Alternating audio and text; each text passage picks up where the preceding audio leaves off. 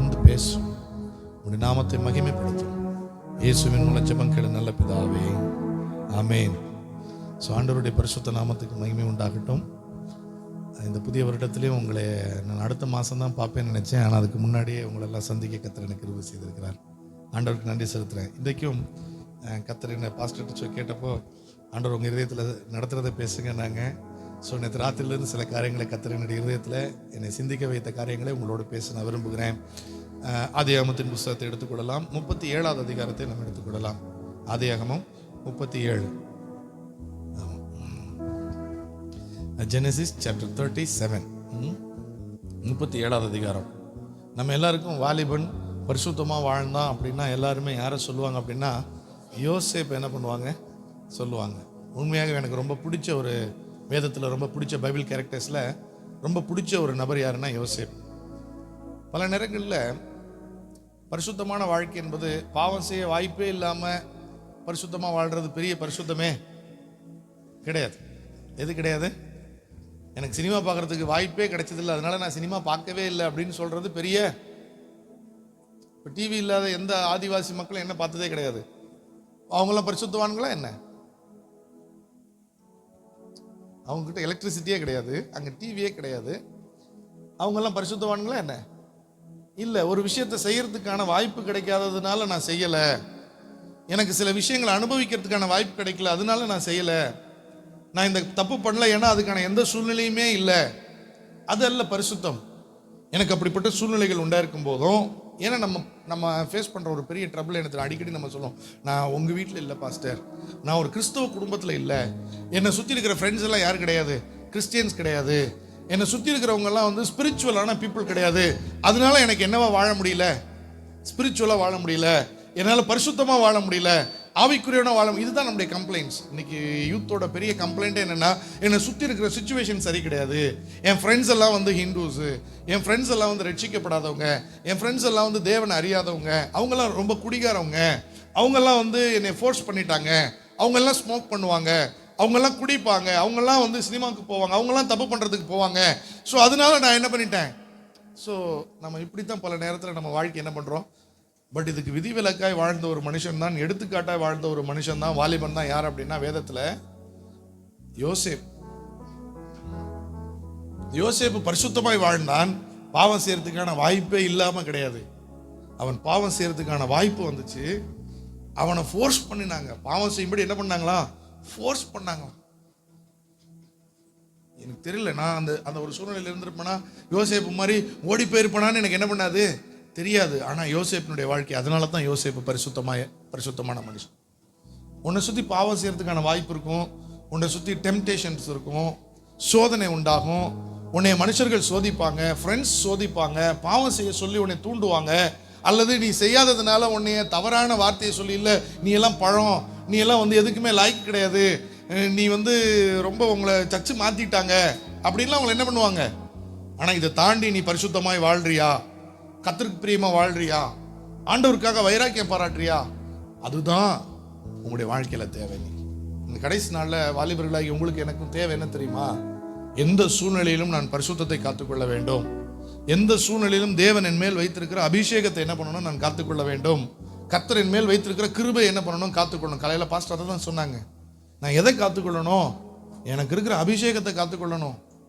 ஏன்னா கர்த்தர் எல்லாருக்குமே அதை கொடுக்கல, எல்லாருக்குமே கொடுக்கல, எல்லாரையுமே அழைக்கல. இங்க இருக்கிறவங்க மட்டும்தான் வாலிபர்களா? இல்லை, நிறைய பேர் இருக்கிறாங்களே, வெளியில விளையாண்டுட்டு இருக்கிறாங்களே, வேற நிறைய விஷயங்களுக்கு போயிருக்கிறாங்களே, அவங்க நடுவில் கர்த்தர் உங்களை தெரிந்து கொண்டிருக்கிறார் என்றால் நமக்கு ஒரு நோக்கம் இருக்குது. அந்த நோக்கத்தை இந்த நாளில் இங்கிருந்து அறிந்து கொண்டு போகிறோம். நம்மளை எதற்காக தேவன் பிடித்திருக்கிறார்? மோஸ்ட் ஆஃப் த டைம் நீங்க பாருங்களேன், போனை எப்பெல்லாம் யூஸ் பண்ண மாட்டோம். நம்ம சார்ஜ் போடும்போது, தூங்கிட்டு இருக்கும்போது, வாஷ்ரூம் போகும்போது, இப்பெல்லாம் சில பேர் அதுவும் எடுத்துட்டு போறாங்க. நிறைய பேர், மெஜாரிட்டி டேக்ஸ். வண்டி ஓட்டும் போது, படிக்கும்போது, வேலை செய்யும் போது. அப்போ போனை எப்போ அதிகமாக யூஸ் பண்றோம்? எதுவுமே செய்யாமல் இருக்கும்போது. இல்லைன்னா இது நோன்றதுக்காக எதையுமே செய்யாம திட்டமிட்டு என்ன பண்றது? ஒன்று சும்மா இருக்கும்போது யூஸ் பண்ணுவோம், இல்லைன்னா இதை நோண்டணுமே, இதை பயன்படுத்தணுமேங்கிறதுக்காக எப்படி இருப்போம்? எதையுமே செய்யாம இருப்போம். ரைட்? அப்போ நம்ம எப்போ பாவம் செய்றோம்? நமக்கு நம்ம நோக்கம் இல்லாதப்ப, நமக்கு வேலை இல்லாதப்ப, நமக்கு பொறுப்பு இல்லாதப்ப, நமக்கு எப்பெல்லாம் நமக்கு ரெஸ்பான்சிபிலிட்டி இல்லையோ அப்போதான் என்ன செய்வோம்? இப்போ உங்க கூட விளையாண்டுட்டே இருப்பாங்க, ஒரு வேலை கிடைச்சோன்னே என்ன பண்ணுவாங்க? நீ விளையாட கூப்பிடு, இன்னைக்கு மேட்ச் இருக்கு வான்னு என்ன சொல்லுவாங்க? முடியாது, கம்பெனிக்கு என்ன பண்ணணும், வேலைக்கு போவோம். என்னால் எப்போதான் உன்னை பார்க்க முடியும்? சனிக்கிழமை வேணா என்ன பண்ணலாம், பார்க்கலாம். அதுவும் டைம் இருந்ததுன்னா என்ன பண்ணலாம்? சனிக்கிழமை ஃபோன் பண்ணி பாரு, நான் தூங்கிட்டு இருக்கிறேன், ரொம்ப டயர்டாயிடுச்சு, 7 நாளும் 6 நாள் 5 நாள் என்ன பண்ணுறேன், நான் ராத்திரி பகலாக வேலை செய்கிறேன், அதனால் இன்னைக்கு ஒரு நாள் தான் ரெஸ்ட் கிடைச்சதுனால என்ன பண்ணுறேன், நான் ரெஸ்ட் எடுக்கிறேன். அப்போ பல நேரங்களில் நம்ம இந்த மாதிரி தீமையான காரியங்களில் ஈடுபடுறதுக்கு காரணம் என்ன தெரியுமா? நமக்கு பொறுப்பு இல்லை, அல்லது நமக்கு என்ன வேலைன்னே நமக்கு என்ன பண்ணலை தெரியல.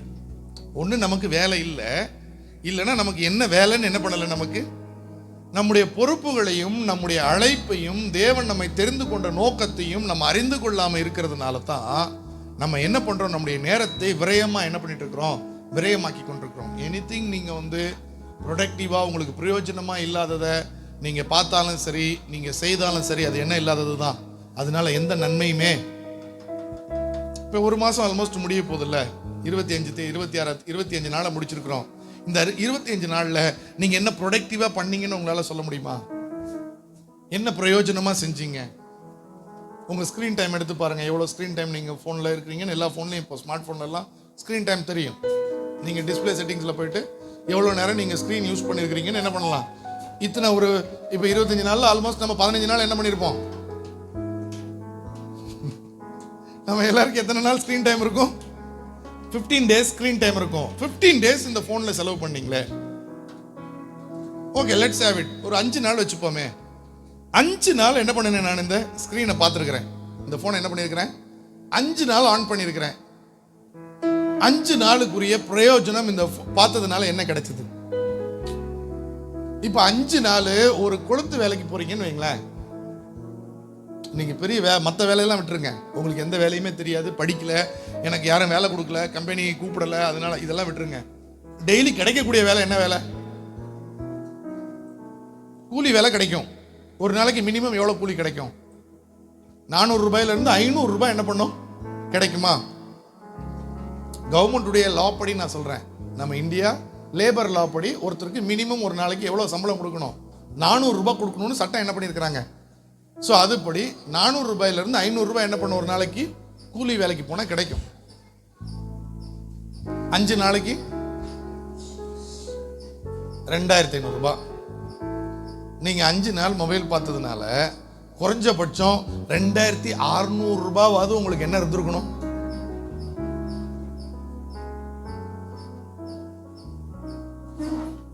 நான் சொல்றது விளங்குதா?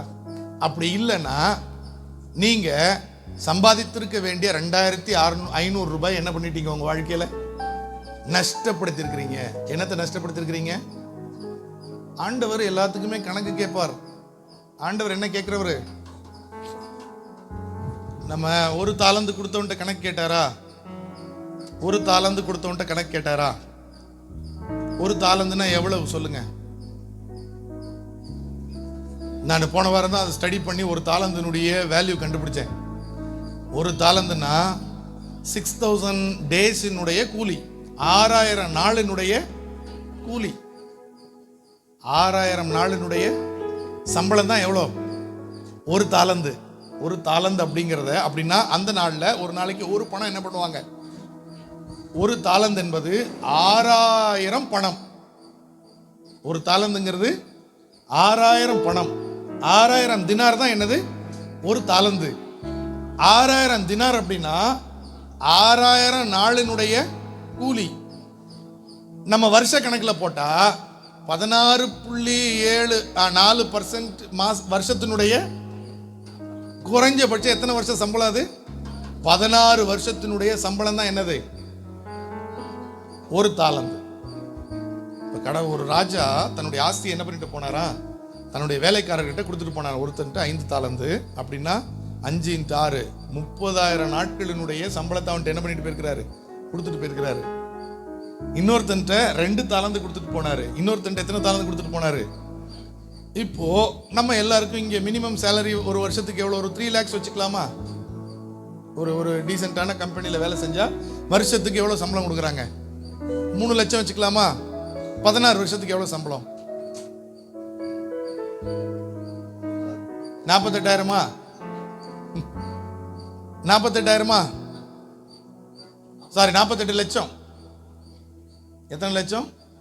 இப்போ ஒரு தாளந்துன்னா அவங்க கையில் எத்தனை லட்சம் கொடுத்துட்டு போயிருக்கிறாரு? அதனால தான் திருப்பி வந்தபோது கேட்குறாரு, இதை யாருக்கிட்டையாவது கொடுத்து வச்சிருக்கலாம், குறைஞ்சபட்சம் காசுக்காரங்கிட்ட கொடுத்து வச்சிருந்தாலாவது என்ன கொடுத்துருப்பாங்க? 48. நம்ம ஒரு தாளந்துன்னு ஒரு பணம்னு நம்ம நினைச்ச அவர் ஒரு ரூபா கொடுத்துட்டு போயிட்டாரு போல, அந்த ஒரு ரூபாயை அவன் என்ன வச்சுட்டான் போல. இல்லை, இந்த 48 லட்சத்தை அவன் ஒரு சில வருடங்கள் அதை வந்து காசுக்காரங்கிட்ட வச்சிருந்தா குறைஞ்சபட்சம் என்னவாது கிடைச்சிருக்கும்? ஒரு வருஷத்துக்கு 10% வட்டின்னு வச்சுக்கோங்களேன், 4.8 lakhs கிடைக்கும். எவ்வளோ கிடைக்கும் ஒரு வருஷத்துக்கு? ஒரு 3 வருஷத்துக்கு 4.8 lakhsனா எவ்வளோ கிடைக்கும்? 18 சாரி, ஆமாம் 13.8. ஆமாம் 13 13 லட்சத்துக்கு என்ன பண்ணும்? 13 லட்சம் என்னவே கிடைச்சிருக்கும்? வட்டி மட்டுங்க. அதனால தான் ஆண்டவர் கோவப்படுறாரு. இது நீ இந்த பிரயோஜனம் கூட உண்டாக்காம என்ன பண்ணிட்ட நீனு? அப்போ கர்த்தர் நம்ம எல்லாருக்கும் கொடுத்துருக்கிற தாளந்துகள், கிருபைகள், நமக்கு கொடுத்துருக்கிற பொறுப்புகள், நமக்கு கொடுத்துருக்கிற வேலை எல்லாத்துக்கும் நம்ம அதை ப்ரொடக்டிவாக மாற்றலைன்னா, அதை பிரயோஜனமாக மாற்றலைன்னா ஒரு நாள் ஆண்டவர் கணக்கு கேட்பார். வேற ஒருத்தன் அதை கொடுத்துருந்தா அவன் இன்னும் பிரயோஜனப்படுத்திருப்பானே. அதனால தான் எடுத்து உனக்கிட்ட வேண்டாம், அதை எடுத்து 5 இருக்கிறவன்ட்டு என்ன பண்ணுறேன் நான், அவன் அட்லீஸ்ட் அதை என்ன பண்ணுவான்? இந்த 48 லட்சத்தை நான் திரும்பி வரும்போது 1 கோடியா என்ன பண்ணியிருப்பான்? அவன் இன்னொரு மடங்கு அதை மாத்திருப்பான், இன்னொரு மடங்கு அதை பெருக்கி இருப்பான். நீங்க கர்த்தருக்காக கர்த்தர் உங்களுக்கு கொடுத்திருக்கிற காரியத்தை நீங்க செய்யலன்னு வைங்களேன், நீங்க தேவனுடைய சமூகத்துல இன்னொருத்தரை வரவும் விடாம நீங்களும் அந்த வேலையை செய்யாம தேவனுடைய ஊழியத்தையும் தேவனுடைய காரியத்தை என்ன பண்ணிட்டு இருக்கிறீங்க? தடுத்து கொண்டிருக்கிறீர்கள். இன்னைக்கு கர்த்தர் எனக்கு கொடுத்திருக்கிற பொறுப்பை அறிந்து கொள்ள வேண்டும். கர்த்தர் எதுக்காக என்னை தெரிந்து கொண்டிருக்கிறார்? நீங்களும் நான் எதுக்காக பிடிக்கப்பட்டிருக்கிறோம்? அதைத்தான் யோசேப்பினுடைய வாழ்க்கையிலிருந்து இன்னைக்கு நம்முடைய வாழ்க்கையோடு கிறிஸ்து நமக்கு கொடுத்த பொறுப்போடு அதை கம்பேர் பண்ணி நான் உங்களுக்கு சொல்ல விரும்புகிறேன். வாசிங்க 3வது வசனத்தை வாசிங்க. இஸ்ரவேல் தன்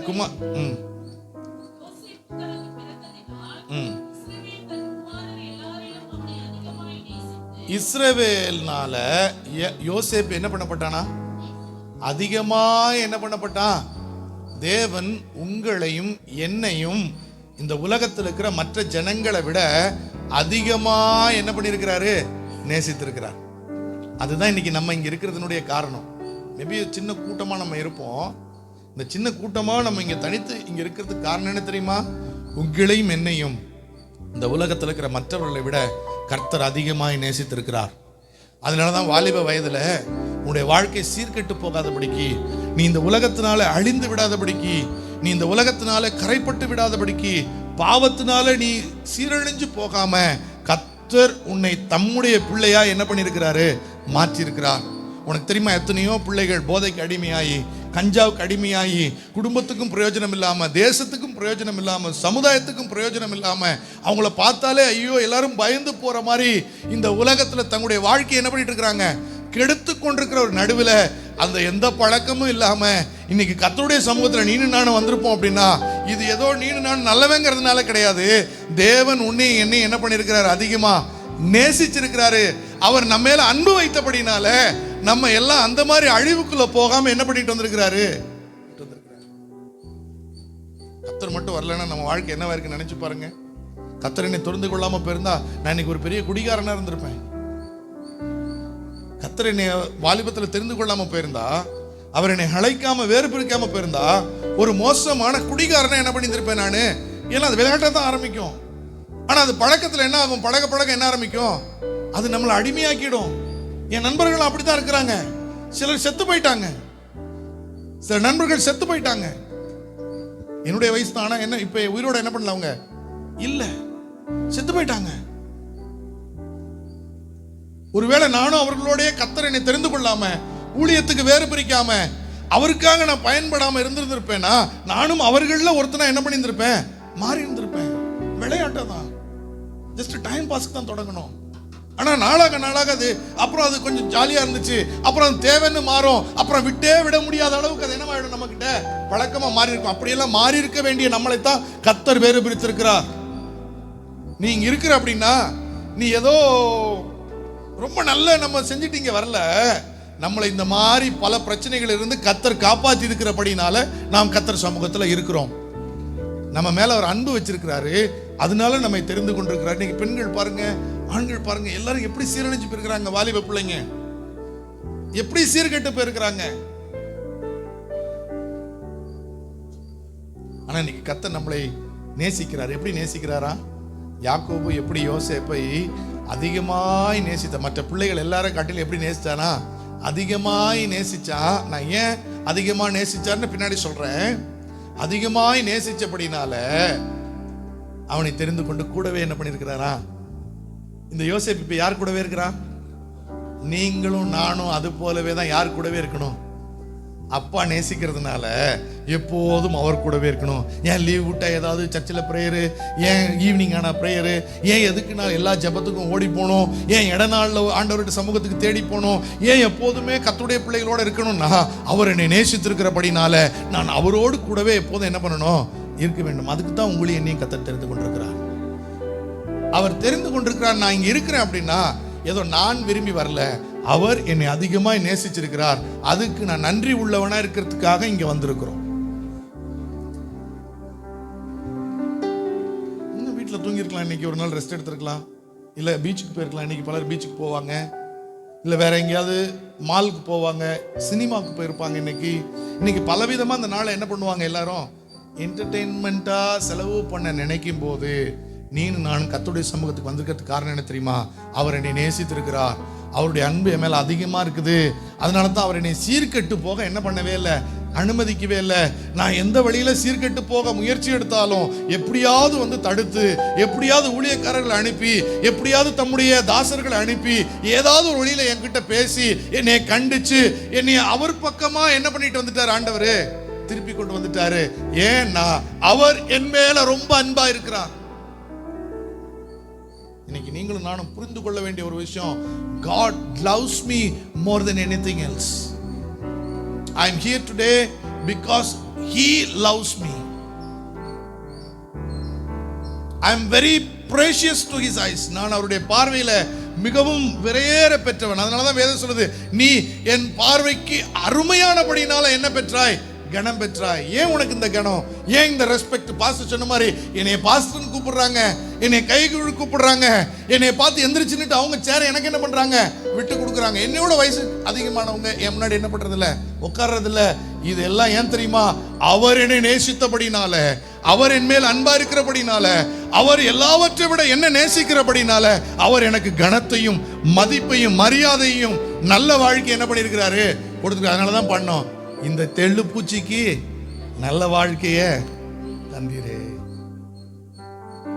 நான் நசுக்கப்பட்டிருக்க வேண்டும், அழிந்து போயிருக்க வேண்டும், ஒன்றும் இல்லாம. பல நண்பர்களுக்கு என்ன பிடிக்காது. உன் நண்பர்களுக்கு உன்னை பிடிக்கலன்னு சொல்லி நீ வருத்தப்படவே கூடாத. உன்னை ரொம்ப நேசிக்கிற கர்த்தர் ஒருத்தர் இருக்கிறாரு. உன்னை யாருக்குமே வெறுத்து ஒதுக்குறாங்க, என்னை யாருக்குமே பிடிக்க மாட்டேங்குது, ஐயோ எல்லாம் கொஞ்ச நாளுக்கு அப்புறம் என்னை கைவிட்டுறாங்க, நீ கவலைப்படவே படாத. எந்த சூழ்நிலையிலும் கைவிடாத. உன்னை மாத்திரமே நேசிக்கிற, உன்னோடு கூட இருக்க விரும்புகிற, உன்னோடு பேசுகிற ஒரு கர்த்தர் தான் உன்னை தெரிந்து கொண்டிருக்கிறார். அப்படி அவர் நேசிச்சதுனால என்ன செய்தாராம் யாக்கோபு? அதே வசனத்துல அவனுக்கு பலவர்ணமான அங்கி என்ன பண்ணாரா, he made his life very beautiful. அப்படின்னா கலர்ஃபுல்லா மாத்துறாரு. யோசேப்பு மேல அன்பு வச்சதுனால என்ன செய்தாராம் தெரியுமா? அவனுடைய வாழ்க்கையை கலர்ஃபுல்லா மாத்திட்டாரு, அழகா மாத்திட்டாரு. யோசேப்பை பார்க்கும்போது நிச்சயமா தெரியும், என்னை பார்க்கும்போது என் நண்பர்களுக்கு இப்போ நல்லாவே தெரியுது. முன்னாடி இப்படி இல்லை, இப்போ பார்க்கும்போது அவங்களே சொல்லுவாங்க, ஐயோ உங்ககிட்ட நீங்கள் இப்போ ஃப்ரீயாக இருப்பீங்களா கேட்குறாங்க.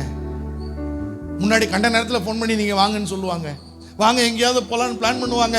ஆனால் இப்போ அப்படி இல்லை, இப்போ கேட்குறாங்க நீங்கள் என்னைக்கு ஃப்ரீயாக இருப்பீங்க, எப்போ உங்களை வந்து பார்க்கலாம், எப்போ உங்களை வந்து சந்திக்க முடியும், கொஞ்ச நேரம் உங்ககிட்ட பேசணும். என்னுடைய ரொம்ப நெருங்கிய நண்பர் தான். ஆனா ஃபோன் பண்ணி இப்ப என்ன கேட்கிறாரு, நீங்க எப்ப ஃப்ரீயா?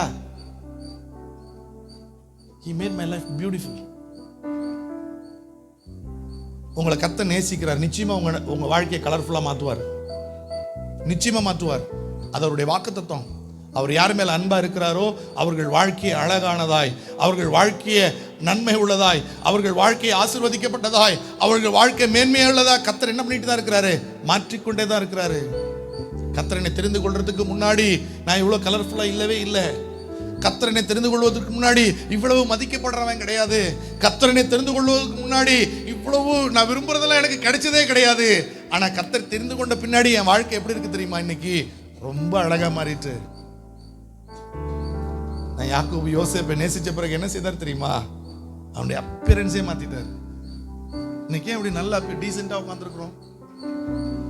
இன்னைக்கு டீசெண்டா உட்காந்துருக்கிறோம். நான் எப்பயுமே சொல்லுவேன், இந்த உலகத்துல இந்த வேதத்தை எடுத்ததுனால தான் நான் இன்னைக்கு பெற எல்லா பாக்கியமே அனுபவிச்சிருக்கிறேன்.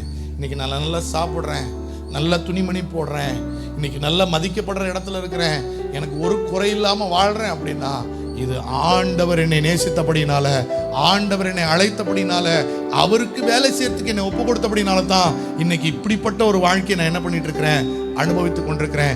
நீ ஒருவேளை கர்த்தரை நேசிப்பே என்றால், கர்த்தர் உன்னை நேசிக்கிறபடினால நீ அவருக்கு பிரியமாய் வாழ்ந்தால் அவர் உன் வாழ்க்கையும் கலர்ஃபுல்லா என்ன பண்ணுவாரு, மாற்றுவார். இன்னைக்கு நம்ம வாழ்க்கையை குறித்து அதான பயம் இருக்கு வாலிபர்களுக்கு. என்னுடைய எதிர்காலம் எப்படி முடியும், எனக்கு எதிர்காலத்தில் என்ன நடக்கும், எனக்கு என்ன ஆகும், நான் என்ன ஆவேன், எனக்கு எல்லாமே நல்லா இருக்குமா, எனக்கு தேவையானதெல்லாம் கிடைக்குமா? நீ கர்த்தரை நேசிச்சனா நிச்சயமா எல்லாமே கிடைக்கும் உனக்கு. ஏன்னா அவர் ஒன்னே ட்ரெஸ் போட்டு அழகு பார்க்கிறவர்.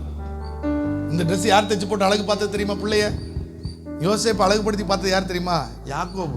யோசேப்பு போய் கேட்கலப்பா எனக்கு மட்டும் அண்ணனுங்களை விட்டுட்டு எனக்கு தனியாக ஒரு ட்ரெஸ் வாங்கித்தாங்கன்னு யோசேப்பு என்ன பண்ணவே இல்லை, கேட்கவே இல்லை. இந்த உலகத்தில் இருக்கிற அவர்களும் தேவனுடைய பிள்ளைகள் தான், அவங்களும் ஆண்டவருடைய பிள்ளைகள் தான். அவர்களுக்கு கர்த்தர் பிதாவா தான் என்ன பண்றாரு, இருக்கிறார். ஆனால் உங்களையும் என்னையும் அதிகமாய் நேசித்தபடினால அவர் நம்மை தெரிந்து கொண்டிருக்கிறார், நாம் அவரை பின்பற்றுகிறோம். நம்முடைய வாழ்க்கையை அவர் என்ன பண்றாரு, அவர்களுக்கு முன்பாக சாட்சியா என்ன பண்றாரு, நம்ம நிறுத்துறார். இதை பார்த்து 4வது வசனம் கடைசி பகுதியில் சொல்லுது, அவனுடைய சகோதரர் என்ன செய்தார்களா, அவனோடு பட்சமாய் பேசாமல் அவனை என்ன பண்ணாங்களாம். ஏன் பல நேரத்தில் நம்ம மேல இந்த தேசத்தில் இருக்கிற எல்லாருக்கும் வெறுப்பு தெரியுமா? ஏன் நம்ம மேல வெறுப்பு தெரியுமா? ஏன் நம்மளை பிடிக்கல தெரியுமா? 1008 காரணம் சொல்லுவாங்க. ஆனா உள்ள நோக்கம் என்ன தெரியுமா? ஆண்டவர் நம்மை நேசிக்கிறார். அவங்க யாருக்குமே கடவுள் கிட்ட போக முடியாது.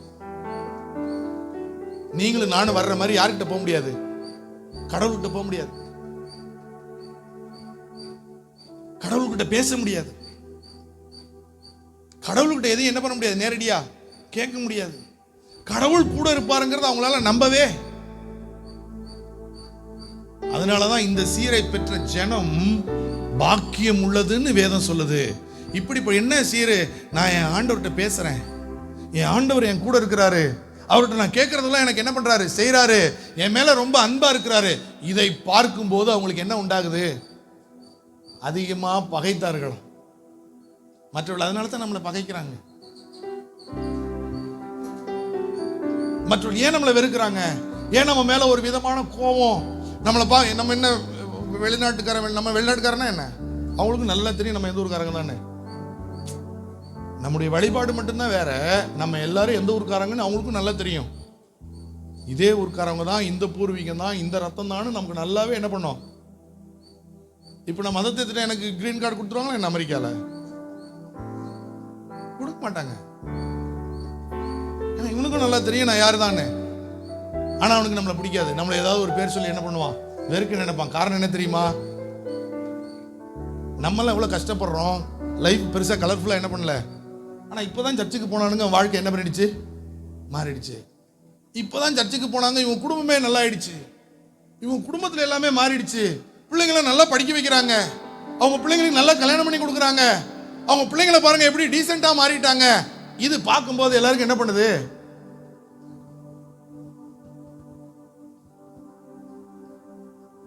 பொறாமை உண்டாகும். இப்போ அடுத்தது 5வது வசனத்தை வாசிங்கன்னா, யோசேப்பு ஒரு சொப்பனம் கண்டானா, அதை தன் சகோதரருக்கு என்ன பண்ணானா, அறிவித்தானா. இப்போ இன்னும் அதிகமாக என்ன பண்ணாங்களாம், முன்னாடி பகைச்சாங்க, இப்போ நீங்கள் போய் ஆண்டவர் உங்களுக்கு வெளிப்படுத்தினதெல்லாம் சொல்லும்போது இன்னும் அதிகமாக என்ன பண்ணுறாங்க, நீங்கள் சொல்கிறீங்க கர்த்தர் உன்னையும் நேசிக்கிறாரு, அதிகமாக பகைக்கிறாங்க. நீனும் இந்த வாழ்க்கைக்கு வரணும், இன்னும் அதிகமாக என்ன பண்ணுவாங்க, பகைப்பாங்க. நான் ஏன் இதை சொல்கிறேன்னா, இதுதான் இன்னைக்கு இருக்கிற நம்முடைய சூழ்நிலை. கர்த்தர் உன்னை நேசிக்கிறார், உன் வாழ்க்கையை அழகாக மாற்றுவார். ஆனால் அழகாக மாற்றின பிறகு கர்த்தரால் நேசிக்கப்பட்ட நீ இந்த அழகாக மாறி இந்த அழகை ரசிக்கிறதுக்கும் இந்த அழகை என்ஜாய் பண்ணுறதுக்கும் தான் கர்த்தர் இதெல்லாம் கொடுத்தாருன்னு நீ நினைச்சுன்னா உன்னுடைய வாழ்க்கை அதுக்கு மேலே வளரவே. இதுக்கெல்லாம் கொடுத்ததுக்கு பின்னாடி நம்மக்கிட்ட ஒரு பொறுப்பை கர்த்தர் என்ன பண்ணியிருக்கிறாரு, கொடுத்துருக்கிறாரு. அந்த பொறுப்பை தான் நம்ம இன்னைக்கு கற்றுக்கொள்ளணும். நம்ம எல்லாம் கலர்ஃபுல்லாக மாறினோடனே இந்த வாழ்க்கையை அனுபவிக்க நினைக்கிறோமே தவிர கர்த்தர் கொடுத்த பொறுப்புகளை என்ன பண்றதில்ல, நிறைவேற்றதில்லை. கர்த்தர் கொடுத்த பொறுப்புகள் பின்னாடி ஓடுறதில்ல. கர்த்தர் கொடுத்த வேலையை நம்ம செய்யறதில்ல. என்ன வேலையை கர்த்தர் நம்ம கொடுத்துக்கிறார் தெரியுமா? 13வது வசனத்தை வாசிக்கும் போது யாக்கோபு யோசேப்பை பார்த்து சொல்றாரு, உன் சகோதரர் தூரத்தில் என்ன மேய்ச்சிட்டு இருக்கிறாங்க, ஆடுகள் மேய்த்து கொண்டிருக்கிறார்கள். உன்னை அவர்களிடத்துக்கு என்ன பண்ண போறேன் நானு, உன் சகோதரர்கள் எல்லாம் இப்போ தூரமாக என்ன பண்ணுறாங்க, தகப்பனை விட்டு எப்படி இருக்கிறாங்க, எல்லாரும் தூரமாக இருக்கிறாங்க. சீகேம் இவங்க இருக்கிற தேசத்திலிருந்து ஏறக்குறைய 80 கிலோமீட்டர் தூரத்தில் என்ன பண்ணுறாங்க, ஆடு மேய்க்க போயிருக்கிறாங்க. எவ்வளோ தூரம், 80 kilometre, 80 kilometres away his brothers are feeding their flock. அவங்க ஆடுகளை என்ன பண்ணிட்டு இருக்கிறாங்க, மேய்த்து கொண்டிருக்கிறார்கள். இப்போ தகப்பன் கூப்பிடுறாரு, உங்களை எல்லாரையும் கூப்பிட்டு சொல்கிறாரு, உன்னுடைய சகோதரர்கள் நிறைய பேர் என்ன பண்ணுறாங்க, உன் கூட படிக்கிறாங்க, உன் குடும்பத்தில் பிறந்தவங்க இருக்கிறாங்க, உங்கள் ஊரில் இருக்கிறாங்க, உங்கள் கிராமத்தில் இருக்கிறாங்க, உன் கம்பெனியில் உன் கூட வேலை செய்கிறாங்க. அவங்க எல்லார் இடத்துக்கும் யார் அனுப்ப போகிறேன் நான், நீனும் நானும் தேவனை சுமந்து கொண்டு நம்முடைய சகோதரர்களிடத்தில் அவர்களை தேடி கண்டுபிடித்து அவர்களுடைய சுகசெய்தியை விசாரித்து அவர்களுக்கு ரட்சிப்பை அறிவிக்கிற காலத்திலே வந்திருக்கிறோம். புதுசா ட்ரெஸ் போட்டுட்டு ஜாலியாக இருக்கிறது இல்லை. இதெல்லாம் கொடுத்தது எதுக்கு தெரியுமா? ஏன் கர்த்தர் நல்ல வாழ்க்கையை கொடுத்துருக்கிறாரு, ஏன் உன்னை நல்லா படிக்க வச்சாரு, ஏன் உனக்கு நல்ல வேலையை கொடுத்துருக்கிறாரு, நல்ல சம்பளத்தை கொடுத்துருக்கிறாரு, நல்ல குடும்பத்தை கொடுத்துருக்கிறாரு, நல்ல சமாதானமான வாழ்க்கையை கொடுத்துருக்கிறார். ஏனென்றால் நீ யாருக்கிட்ட போனோம், அடுத்தது தூர போயிருக்கிற சகோதரர்களை தேடி போனோம். தேவனை விட்டு தூர போனவர்களை தேடி போனோம். தேவன் அறியாதவர்களை தேடி போனோம். ஆண்டவர் சொல்றாரு, நான் உன்னை அனுப்ப விரும்புறேன், நீ ஆயத்தமா இருக்கிறியா? இன்னைக்கு நான் யூத் மீட்டிங் வந்தா போதும் இல்ல இல்ல, இந்த யூத் மீட்டிங்ல இன்னும் நிறைய பேர் என்ன பண்ணணும், வர வேண்டியது இருக்கு. என்னுடைய சபைக்கு இன்னும் நிறைய பேர் என்ன பண்ணணும், வர வேண்டியிருக்கு. நிறைய இடம் இருக்கு. இன்னொரு 10 பேர் என்ன பண்ணலாம், சபையில உட்கார்றதுக்கு இடம் இருக்கு. இன்னும் 20 பேர் எங்களால் உட்கார வைக்க முடியும். இன்னும் சேர்ஸ் எக்ஸ்ட்ரா மிச்சம் இருக்குது. இதுக்கு யார் வேணும், ஆட்கள் வேணும். இதுல அமர வேண்டிய சகோதரர்கள் இந்த இடத்துக்கு வெளியில என்ன பண்ணிட்டு இருக்கிறாங்க, அலைந்து கொண்டிருக்கிறாங்க. தூர போயிட்டாங்க ஆண்டவர் விட்டு. தேவனுக்கும் அவர்களுக்கு என்ன கிடையாது, சம்பந்தமே இல்லை. தேவனுடைய தொடர்புக்கு அப்பால போயிட்டாங்க. ஆகையினால தேவன் அவர்களோடு தொடர்பு கொள்வதற்கு தான் உங்களையும் என்னையும் தெரிந்து கொண்டிருக்கிறார். தகப்பனுடைய தொடர்புக்கு தூர போனவர்களோடு போய் தகப்பனுடைய அன்பையும் தகப்பனுடைய நேசத்தையும் சொல்லி தகப்பனிடத்தில் மறுபடியும் அவர்களை அழைத்து கொண்டு வருவதற்கு கர்த்தர் உங்களையும் என்னையும் தெரிந்து கொண்டிருக்கிறார். ஏன் நீ நான் தெரிந்து கொள்ளப்பட்டிருக்கோம், என்ன பொறுப்பு தெரியுமா? நான் இன்னும் நிறைய சகோதரர்களை தேவனிடத்துக்கு அழைத்து கொண்டு வர வேண்டும். இந்த நோக்கமே இல்லாம வாழ்றதுனால தான் எனக்கு வேற நிறைய விஷயங்கள் என்ன இருக்குது, ஆர்வம் வருது. ஏன் நான் ரொம்ப என்டர்டெயின்டா இருக்க விரும்புறேன் அப்படின்னா, எனக்கு நான் எதுக்காக பிடிக்கப்பட்டேங்கிறத என்ன பண்ணல எனக்கு தெரியல. எதுக்காக அழைக்கப்பட்டேங்கிறத எனக்கு என்ன பண்ணல தெரியல. அப்போஸ்தலனாகிய பவுல் தன்னுடைய ஊழியத்தினுடைய கடைசி நாட்கள்ல எழுதும் போது இப்படி சொல்றாரு. பிலிப்பியருக்கு எழுதின நிருபத்தை எடுத்துக்கோங்க.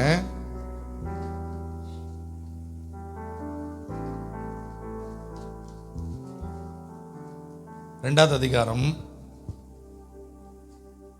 12வது வசனத்திலிருந்து வாசிங்க. சாரி, 3வது அதிகாரம் 12. நான் அடைந்தாயிற்று, முற்றிலும் தேறினவனானேன் என்று எண்ணாமல். பவுல் சாகரத்துக்கு முன்னாடி எழுதுனது தான் எந்த நிருபம்? பிலிப்பியர். எங்க இருந்து எழுதுறாரு தெரியுமா? இந்த நிருபத்தெல்லாம் எழுதி முடிச்ச பின்னாடி அவருடைய தலையை என்ன பண்ணிட்டாங்க? வெட்டிட்டாங்க. ஜெயில இருந்து எழுதுறாரு. அந்த லாஸ்ட் இம்ப்ரிசன்மெண்ட்ல இருந்து எழுதுற நிருபம் தான் இந்த வாழ்க்கையினுடைய கடைசி நேரத்தில். இதுக்கு பிறகு அவர் வெளியில வரவே இல்லை. ஆனா அவர் என்ன எழுதுறாரு தெரியுமா? நான் இப்போவும் எல்லாத்தையும் அச்சீவ் பண்ணிட்டேன்னு என்ன பண்ணவே இல்லை, நான் நினைக்கவே இல்லை. இன்னைக்கு ஒரு சின்ன வேலை கிடைச்சதுன்னா எல்லாத்தையும் அச்சீவ் பண்ணிட்டு தான் நினைச்சிட்டு இருக்கீங்க நீங்க. கொஞ்சம் சம்பளம் ரெகுலரா வர ஆரம்பிச்சுன்னா நம்ம என்ன பண்ணிட்டோம்? எல்லாத்தையும் அச்சீவ் பண்ணிட்டு தான் என்ன பண்றோம்? அவ்வளவுதான். இனிமே வாழ்க்கையில் நான் செய்ய வேண்டியது ஒண்ணுமே இல்லை, எல்லாத்தையுமே அச்சீவ் பண்ணிட்டேன், இனிமே நான் திருப்தி அடைஞ்சிட்டேன், இனிமே வாழ்க்கைக்கு தேவையானது வேற ஒண்ணுமே கிடையாதுன்னு சொல்லி உங்க வாழ்க்கையை ஒரு கட்டத்தில் கொண்டு வந்து முடிச்சிட்டீங்க. பவுல் தன்னுடைய மரணத்துக்கு முன்னாடி சொல்றாரு, நான் இன்னும் என்ன பண்ணல, அடைஞ்சிட்டேன்னு நினைக்கவே இல்லை. ஏன் அடைஞ்சிட்டேன்னு நினைக்கல? வெளியில ஏராளமான கோடிக்கணக்கான ஜனங்கள் இன்னும் இயேசுவை என்ன பண்ணவே இல்லை, அறிந்து கொள்ளவே இல்லை. அவர்கள் எல்லாம் நரகத்துக்கு போவார்கள். தெரியுமா? உன்னுடைய ஃப்ரெண்டு, உன்னுடைய சொந்தங்கள், மேபி உன்னுடைய கூட பிறப்புகளா இருக்கலாம், உன்னுடைய சொந்த ரத்தமா இருக்கும், குடும்பமா இருக்கும். அவர்கள் தேவனை அறியாததுனால எங்க போவாங்க தெரியுமா? நரகத்துக்கு போவார்கள். நீ மோட்சத்துல தேவனோட இருப்ப, அவர்கள் நரகத்துக்கு போய் விடுவார்கள், அழிந்து போய் விடுவார்கள். அவருடைய ரத்தம் கீழே இருந்து கூப்பிட்டுட்டே இருக்கும். நீ என்கிட்ட சொல்லிருக்கலாமே, டெய்லி ஒரே வீட்டுல தானே சாப்பிட்டோம், பல இடங்களுக்கு ஒன்னா போனோமே, பல காரியங்களை ஒன்னா செய்தோமே, ஒன்னா சேர்ந்து விளையாடினோமே, நீ என்கிட்ட இந்த ரட்சிப்பை சொல்லிருக்கலாமே.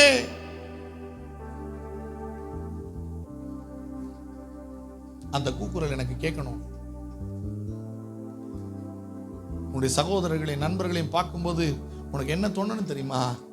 ஆண்டவரே, எப்படியாவது என் நண்பனை ஆண்டவருக்குள்ள ரட்சிக்கணும், ஆண்டவரே ரட்சிப்புக்குள்ள நடத்தணும், ஆண்டவரே அவனை எப்படியாவது மண்டைக்கு கொண்டு வரணும், ஆண்டவரே அவன் எப்படியாவது இயேசுவை ஏற்றுக்கொள்ளணும், ஆண்டவரே அவன் அழிந்து போக கூடாது, ஆண்டவரே.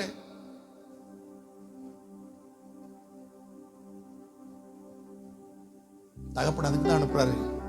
யோசேப்பை கூப்பிட்டாரு. யோசேப்பு, உனக்கு ட்ரெஸ் போட்டது, நல்ல துணி போட்டு கொடுத்தலாம் எதுக்கு தெரியுமா? இப்போ நீ என்ன பொண்ணு கூடவே வச்சிருந்த அப்பா தான் இப்போ 80 கிலோமீட்டர் தள்ளி போறதுக்கு என்ன பண்றாரு? தனக்கு நேசமான குமாரனை என்ன பண்றாரு? யோசேப்பு ரொம்ப நேசிக்கிறாரு. எதுக்கு நேசிச்சாரு தெரியுமா? சகோதரர்கள் தூரம் போகும்போது அவர்களை போய் என்ன பண்ணணும், நீனு விசாரிக்கணும். ஏன் நீங்க எல்லாம் இங்க இருக்கிறீங்க தெரியுமா? வெளியில அநேக சகோதரர்களை தேவனிடத்துக்கு என்ன பண்ணணும்? அழைத்து கொண்டு வரும்படி. உன்னை சுற்றி பார், உங்க கிளாஸ்ல நீ பார், நீ வேலை செய்யற இடங்கள்ல பார், வேலை முடிச்சுட்டு பிரேக்ல வந்து நீங்க டீ குடிக்கிற இடத்துல நின்று பார், இல்ல ஹோட்டல்ல சாப்பிடும் போது ஒரு இடத்துல நின்று பார், பஸ் ஸ்டாண்ட்ல நின்று பார், ஒரு மால்ல போய் நின்று பார். எத்தனை பிள்ளைகள், எத்தனை வாலிபர்கள் உங்களை போலவே இருக்கிறவர்கள் தங்களுடைய வாழ்க்கையை சீர்கெட்டு கெடுத்துக்கொண்டு அழிந்து போய் கொண்டிருக்கிறார்கள். அவருடைய வாழ்க்கை குறித்து நீங்க என்ன நினைச்சிட்டு இருக்கிறீங்க? நீங்க நினைக்கிறீங்களா அவங்க எல்லாம் நம்முடைய பொறுப்பு இல்லைன்னு? அது எல்லாமே நம்முடைய பொறுப்பு தான்.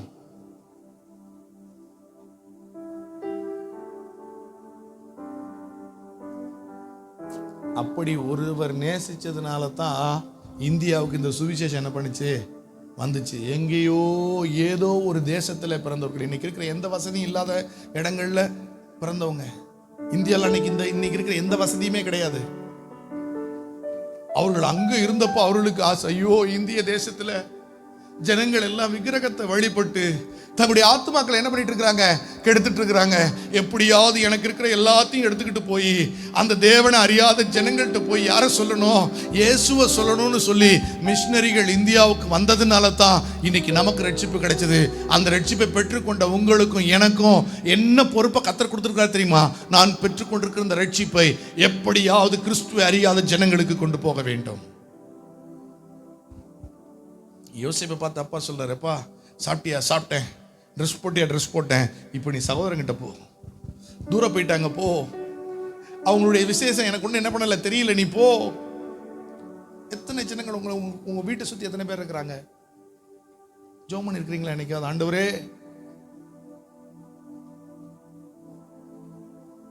உங்க ஃப்ரெண்ட்ஸ் எத்தனை பேர் இருக்கிறாங்க? நீங்கள் சந்தோஷமாக அவங்க கூட ட்ரீட் என்ஜாய் பண்ணுறீங்க, ஹோட்டல் போய் என்ஜாய் பண்ணுறீங்க, பிக்னிக் போய் என்ஜாய் பண்ணுறீங்க. உங்களுக்கு என்றைக்குமே தோணலையா, ஐயோ நான் ஒரு நாள் பரலோகத்துக்கு இவ்வளோ சந்தோஷமாக இருந்துட்டு நான் பரலோகத்துக்கு போயிடுவேன், அவங்கெல்லாம் எங்கே போவாங்க, நரகத்துக்கு போவாங்களே.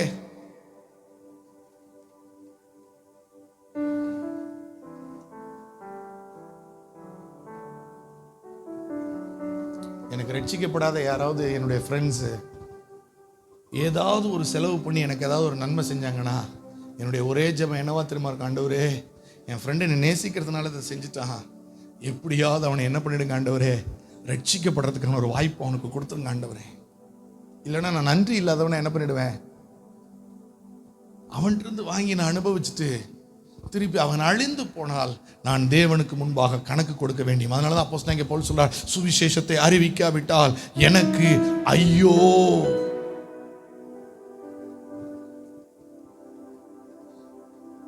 சுவிசேஷத்தை நீங்களும் நான் அறிவிக்காவிட்டால் நமக்கு ஐயோ. Woe unto me if I don't preach the gospel.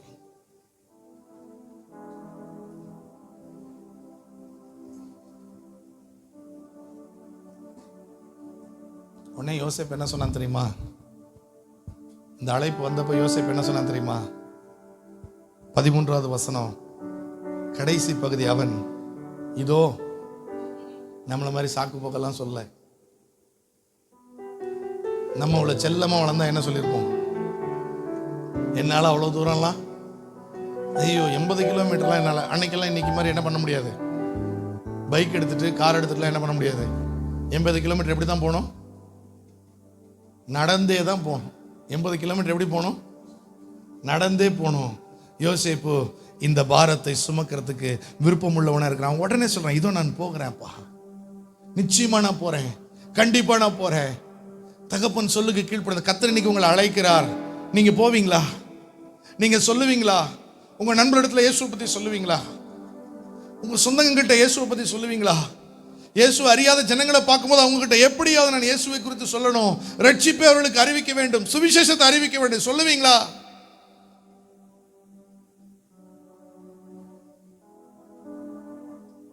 ஏசாயா 6வது அதிகாரத்தில் வாசிக்கிறோம், கர்த்தர் கேட்கிறார், பரலோகத்திலிருந்து ஒரு சத்தம் உண்டாகுது, இதோ யார் என் காரியமாய் போவான். ஆண்டவரே கேட்கிறார், யார் என் காரியமாய் போவான். அந்த கடைசி நாட்கள்ல நம்ம எல்லாரையும் பார்த்து கர்த்தர் யார் என் காரியமா போவா. நம்ம எல்லாம் நம்ம காரியத்துக்காக போறோம், நம்ம காரியத்துக்காக போறோம், நம்ம காரியத்துக்காக எல்லா இடத்துக்கும் போவோம், எங்க வேணாலும் போவோம். யூஎஸ் போகணும்னாலும் என்ன பண்ணுவோம், நம்ம காரியத்துக்குன்னா என்ன முயற்சி எடுத்து வேணாலும் என்ன பண்ணுவோம், யாரை வேணாலும் சந்திப்போம், போய் எந்த இடத்துக்கு வேணாலும் போவோம். மற்றவர்களெல்லாம் போக முடியாத இடங்களுக்கு கூட ஏதாவது வழிமுறையை தேடி யாரையாவது தெரிஞ்சவங்களை கண்டுபிடிச்சு அவங்க மூலமா வாங்கி பர்மிஷன் வாங்கி அப்பாயின்மெண்ட் வாங்கி போயிடுவோம்.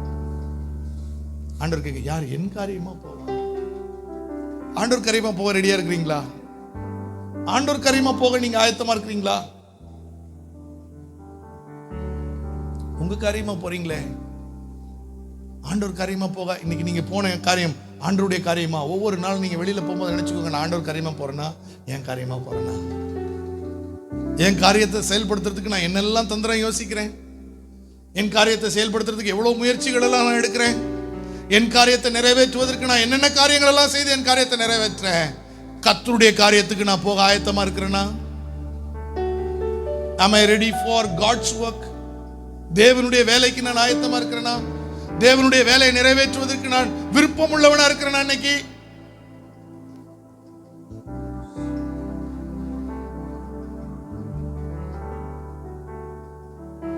ஏசாயா சொல்றாரு, இதோ என்னை அனுப்பும் ஆண்டவரே, நான் ரெடியா இருக்கிறேன். இன்னைக்கு ஆண்டவரே நீங்க சொல்றீங்கன்னா கர்த்தர் உங்களை அனுப்புவார். அவர் அனுப்புவார். அவர் அனுப்புவது எப்படி அனுப்புவார் தெரியுமா? அவர் அபிஷேகித்து அதிகாரத்தை கொடுத்து வல்லமையை கொடுத்து கர்த்தர் அனுப்புவார். நீ ஆயத்தம் ஆயிட்டேன்னா போதும், உனக்கு தேவையான எல்லாத்தையும் அவரே கொடுத்து அனுப்புவார். சீஷர்களை 2 பேரா இயேசு கிராமங்களுக்கு அனுப்பினார். இவர்கள் எல்லாம் கிராமத்துக்கு போயிட்டு திருப்பி வந்து என்ன சொன்னாங்க தெரியுமா? ஆண்டவரே, பிசாசுகளை நாங்கள் துரத்தணும் ஆண்டவரே, அற்புதங்கள் நடந்தது ஆண்டவரே, வியாதியஸ்தர்களை சுஸ்தமாக்கணும் ஆண்டவரே, நாங்கள் பெரிய அதிசயமான காரியங்கள் எல்லாம் என்ன பண்ணோம், செய்தோம். என கர்த்தர் உங்களை அனுப்புனா கர்த்தர் உங்களுக்கு தேவையான அதிகாரத்தையும் வல்லமையும் கொடுப்பார். நீங்க ஆண்டவரே நான் போக ரெடியா இருக்கிறேன்னு சொன்னீங்கன்னா அவர் உங்களை அனுப்புவார். அவர் உங்களுக்கு தேவையான எல்லா வல்லமையும் தருவார். நீங்க போய் சாதாரணமா பேசுறது போல பேச மாட்டீங்க. நீங்க பேசும்போது கர்த்தர் கிரியை செய்கிறவராக இருப்பார். உடைய நண்பனுடைய வாழ்க்கை மாறும், அவருடைய சூழ்நிலை மாறும், அவருடைய குடும்பங்கள் சூழ்நிலை மாறும், வீட்டாருடைய சூழ்நிலைகள் மாறும். கர்த்தர் அவர்களை தொடுவார். சிலர் இங்க இருக்கும்போது என்ன பண்றதே இல்லை. இங்க இருக்கும்போது கர்த்தர் சொன்ன எதையும் என்ன பண்றது இல்லை. ஒரு மனுஷன் பாதாளத்துல போயிட்டு ஊழியம் செய்ய விருப்பப்பட்டான். ஒருத்தனை தெரியுமா? இந்த உலகத்தில் அவன் யாரு? ஐஸ்வர்யவானான ஒரு மனுஷன், ரொம்ப ஐஸ்வர்யமான மனுஷன். மனம் போன போக்கில் வாழ்ந்தார். சர்ச்சுக்கு போறவர் தான் அவரும். அவரும் யார் தான்? ஏன் சர்ச்சுக்கு போறவர்? அவருக்கு ஆபிரகாம்லாம் யாருன்னு என்ன பண்ணுது நல்லாவே. அங்க போயிட்டு யாரெல்லாம் தெரியுது? பைபிள் நல்லா தெரியுது. அவர் யாருன்னு தெரியுது. மேல இருக்கிறவரு ஆபிரகாம்னு தெரியுது. இந்த பூமியில நல்லா வாழ்ந்தவர், ஒரு குறையும் கிடையாது, ஒரு குறையும் கிடையாது. அவர் விரும்பினதெல்லாம் அவருக்கு கிடைச்சது. நல்ல வேலை, நல்ல வருமானம், நல்ல வீடு, நல்ல பங்களா, நல்ல காரு, நல்ல பணம், விரும்பினதெல்லாம் அனுபவித்துக் கொண்டிருந்தார். யாரை மறந்துட்டாரு? தேவனை மறந்துட்டாரு. என்ன தேவனை மறந்துட்டாரு? தன்னுடைய சகோதரர்கிட்ட போய் தேவனை குறித்து என்ன பண்ணவே இல்லை, சொல்லவே இல்லை. தன்னுடைய சொந்த சகோதரத்தில் யாரை குறித்து பேசல. மோட்சம் என்று ஒன்று இருக்கிறது, நரகம் என்று ஒன்று இருக்கிறது, என்ன பண்ணவே இல்லை, சொல்லவே இல்லை. இப்ப அவர் எங்க போயிட்டாரு? நரகத்துக்கு போயிட்டாரு. அங்க போயிட்டு ஆபிரகாம் பார்த்து கேட்கிறாரு, என்னை ஒரே ஒரு முறை எங்க ஊருக்கு என்ன பண்ணுங்க, அனுப்புங்க. ஏன்பா? எங்க சகோதரர்கள்லாம் மேல இருக்கிறாங்க. நான் போய் அவங்க கிட்ட சொன்னா அவங்க உண்மையை என்ன பண்ணுவாங்க, நம்புவாங்க. ஒரு நாள் நரகத்திலிருந்து பலர் உங்களை நோக்கி கேட்பாங்க, நீ என் கூட இருந்தியே, சொல்லிருக்கலாமே, எனக்கு உன்னதானே சாப்பிட்டோம், ஒரு பிரியாணி வாங்கி ஷேர் பண்ணி சாப்பிட்டோம்ல,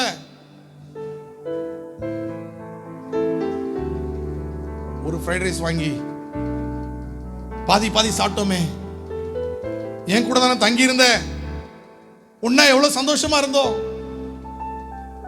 அவ்வளவு திக் ஃப்ரெண்ட்ஸா இருந்தோமே, நீ எல்லாத்தையுமே ஷேர் பண்ணிக்கிட்ட, நீ இந்த பரலோகத்தை நித்தியத்தை என் கூட என்ன பண்ணவே இல்லை, நீனு பரலோகத்தை ஷேர் பண்ணலையே, தேவராஜ்யத்தை எனக்கு நீ ஷேர் பண்ணலையே. நீ கர்த்தர் உன்னை அழைக்கிறார், நீ போவியா? உன் சகோதர இடத்துல நீ போவியா? ரொம்ப சிரமப்படுறேன். நீங்க கர்த்தருக்காக கர்த்தருடைய அழைப்பை ஏற்றுக்கொண்டீங்கன்னு வைங்களேன், இனிமே சில கம்ஃபர்ட்டை நீங்க விட வேண்டியது இருக்கும். இவ்வளவு நாள் நீங்க கம்ஃபர்ட்டா இருந்தீங்க, யார் கூட இருக்கிறதுக்கு? ரட்சிக்கப்பட்டீங்க, தகப்பன் வீட்டுக்கு வந்தீங்க, தகப்பனோட இருந்தீங்க, உங்களுக்கு தேவையான ஆசீர்வாதங்கள் எல்லாம் அவர் என்ன பண்ணாரு, கொடுத்தாரு. பல வருடமா உங்க வாழ்க்கையை மாற்றினாரு. இப்ப தேவையான நன்மைகள் எல்லாம் கொடுத்தாரு, வாழ்க்கை நல்லாயிற்று. ஆனா இப்ப அவர் உங்களை அனுப்புறாரு. இப்ப சில கஷ்டங்களை நீங்க தியாகங்களை அவருக்காக செய்ய வேண்டும். அப்படியே பெற்றுக்கொண்ட ஆசீர்வாதங்கள்ல லயித்து அதுல போதையாகி அதிலே வாழல. இப்ப அவைகள் எல்லாம் விட்டுட்டு, ஆண்டவரே நீர் அனுப்புன வேலைக்கு நான் என்ன பண்றேன், போக ஆயத்தமா இருக்கிறேன். இப்ப எப்படி போனோம்? தகப்பனை விட்டு நான் தனிமையில பாடுகளையும் உபத்திரவங்களையும் தாண்டி, இருளையும் அந்தகாரங்களையும் காடுகளையும் தாண்டி, மலைகளை தாண்டி, எல்லா முட்களையும் கல்களையும் தாண்டி யாரை தேடி போனோம்? You have to struggle, you have to strive for the Lord. கர்த்தருக்காக சில பாடுகளை ஏற்றுக்கொள்ளணும், இன்கன்வீனியன்ட்டை சகிக்கணும். சில இடத்துல நடக்க வேண்டியது இருக்கும், சில இடத்துல காடுகளா இருக்கும், பயம் உண்டாகும். இதெல்லாம் தாண்டி யார்கிட்ட போனோம்? சகோதரர்களை தேடணும். யோசேப்பு போறாரு.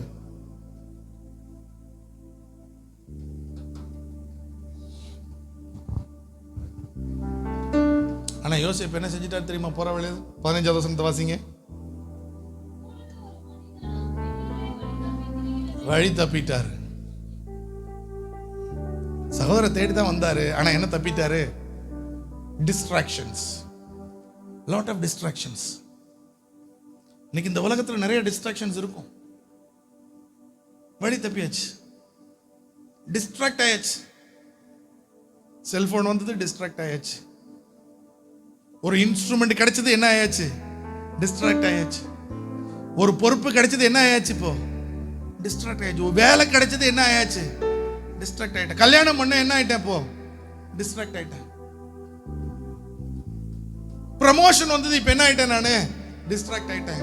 ஒரு வீடு வாங்கினேன், என்ன ஆயிட்டேன்? ஒரு கார் வாங்கினேன், என்ன ஆயிட்டேன்? இப்ப நானு நிறைய டிஸ்ட்ராக்ஷன்ஸ். இப்ப சகோதரர் தேடி தான் போனாரு, இப்ப வழி என்ன பண்ணிட்டாரா? தப்பிட்டாரு. போக வேண்டிய வழியில் என்ன பண்ணல, போல. பல நேரங்களில் இளையகுமாரனை வாசிக்கிறோம், தகப்பனுடைய சொத்துக்களை வாங்கிட்டு என்ன பண்றாரு? பணக்காரனா, பெரிய பணக்காரன், பெரிய பணக்காரன். தகப்பனுடைய ஆசையில பாதி என்ன பண்ணிருக்கான் இப்ப கையில? எப்படி மாறி இருக்கணும் அவன்? தூர தேசத்துக்கு போனானா, தூர தேசத்துக்கு போனான். போய் என்ன செய்தானா? எல்லாவற்றையும் என்ன பண்ணானா? செலவழித்தான் என்று வேதம் சொல்லுது. எல்லாத்தையும் அழித்தான்னு வேதம் சொல்லுது. கர்த்தர் கொடுத்த தாளந்துகளை அழித்தான், தகப்பன் கொடுத்த கிருபையை அழித்தான். நல்லா பாட முடியும், இப்ப பாட மாட்டான். நல்லா ஜெபிக்க முடியும், இப்ப என்ன பண்ண மாட்டான்? ஜெபிக்க மாட்டான். நல்ல சுவிசேஷத்தை அறிவிக்க முடியும், இப்ப என்ன பண்றது இல்ல? சுவிசேஷத்தை அறிவிக்கிறது இல்ல. நல்ல பைபிள் ரீட் பண்ணுவான், ஆனா இப்ப வேதம் என்ன பண்றதே இல்ல, வாசிக்கிறதே இல்ல. நல்லா உபவாசம் இருப்பான், ஆனா இப்ப உபவாசம் இருக்கிறதே இல்ல. நல்ல ஊழியத்துக்கு எல்லா வாரமும் கிராமங்களுக்கு போவான் ஊழியரோட, இப்ப என்ன பண்றதே இல்ல, போறதே இல்ல. இப்படி வாழ்க்கையில பல இடங்களில தேவனுக்காக செய்து கொண்டிருந்த காரியங்களை விட்டுட்டு இப்ப என்ன ஆயாச்சு? டிஸ்ட்ராக்டடான ஒரு லைஃப், வழி தப்பியாச்சு. பல காரியங்களை வழி தப்பியாச்சு. ஏன்னா இப்ப வேலை இருக்குது, கையில காசு இருக்குது, இதெல்லாம் எப்படி செலவு பண்ணணுங்கிற பல மார்க்கங்கள் நமக்கு என்ன பண்ணும் தெரியும். இப்ப செலவு பண்றதுக்கு நிறைய தேவைகள் வந்துருச்சு. இப்ப இருக்கிற பொருட்கள் எல்லாம் பத்தல, இப்ப எப்படி புது பொருட்கள் வாங்குறது, எப்படி அப்டேட் பண்றது, இன்னும் எப்படி வேற விஷயங்களை டெவலப் பண்றது, இப்படி யோசிச்சு யோசிச்சு யோசிச்சு இப்ப வழி என்ன பண்ணியாச்சு? தப்பி போயாச்சு. மேபி வழி தப்பி போன நிலைமையில இருக்கலாம். ஆனா கர்த்தர் உன்னை நேசிக்கிறார். அங்க ஒரு மனுஷனை கர்த்தர் அனுப்புறார்.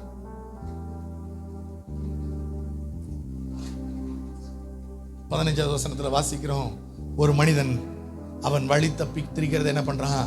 கர்த்தர் எங்களை தான் அனுப்புறாரு, எங்களை தான் அனுப்புறாரு. வழி தப்பி நிற்கிற பிள்ளைகளை பார்த்து, ஐயோ நீ என்ன பண்ணிட்டு இருக்கிறப்பா? வழி தப்பி போய் கொண்டிருக்கிற. நீ போக வேண்டிய திசைக்கு போகாம, நீ போக வேண்டிய வேலைக்கு நேரா போகாம, நீ போக வேண்டிய இடத்துக்கு நேரா போகாம இப்ப எப்படி இருக்கிற? வழி தப்பி போய் இருக்கிறாய். நீ எங்கேயோ ஸ்டாக்னண்டா நின்னுட்ட, நீ எங்கேயோ முட்டி மோதிக்கிட்டு நிக்கிற. இது நீ இருக்க வேண்டிய இடம் கிடையாதுன்னு சொல்லி கர்த்தர் ஊழியர்களை என்ன பண்றாரு? அனுப்புறா. திசையை ரீகன்ஸ்ட்ரக்ட் பண்றதுக்கு, உன்னுடைய விஷனை ரீகன்ஸ்ட்ரக்ட் பண்றதுக்கு, கர்த்தருக்கு கொடுத்த தரிசனத்தை மறுபடியும் கட்டுவதற்கு, கர்த்தருக்கு கொடுத்த தரிசனத்தை மறுபடியும் உண்டாக்குவதற்கு, கர்த்தர் கொடுத்த வழியை உனக்கு நேரடியா மறுபடியும் காட்டுவதற்கு கர்த்தர் சில மனிதர்களை உன் வாழ்க்கையில் என்ன பண்றாரு?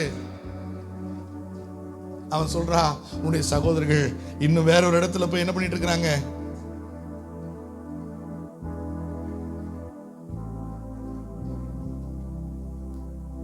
அவர்கள் தோத்தான் வரைக்கும் என்ன பண்ணிட்டாங்க? போயிட்டாங்க. ஏன் அவங்க தோத்தான் வரைக்கும் போனாங்க? ஏன் இப்ப டிஸ்டன்ஸ் அதிகமாச்சு? அவன் டிஸ்ட்ராக்ட் ஆனதுனால இப்ப இன்னும் அதிகமா என்ன பண்ண வேண்டியது இருக்கு? பிரயாணப்பட வேண்டியது இருக்கு.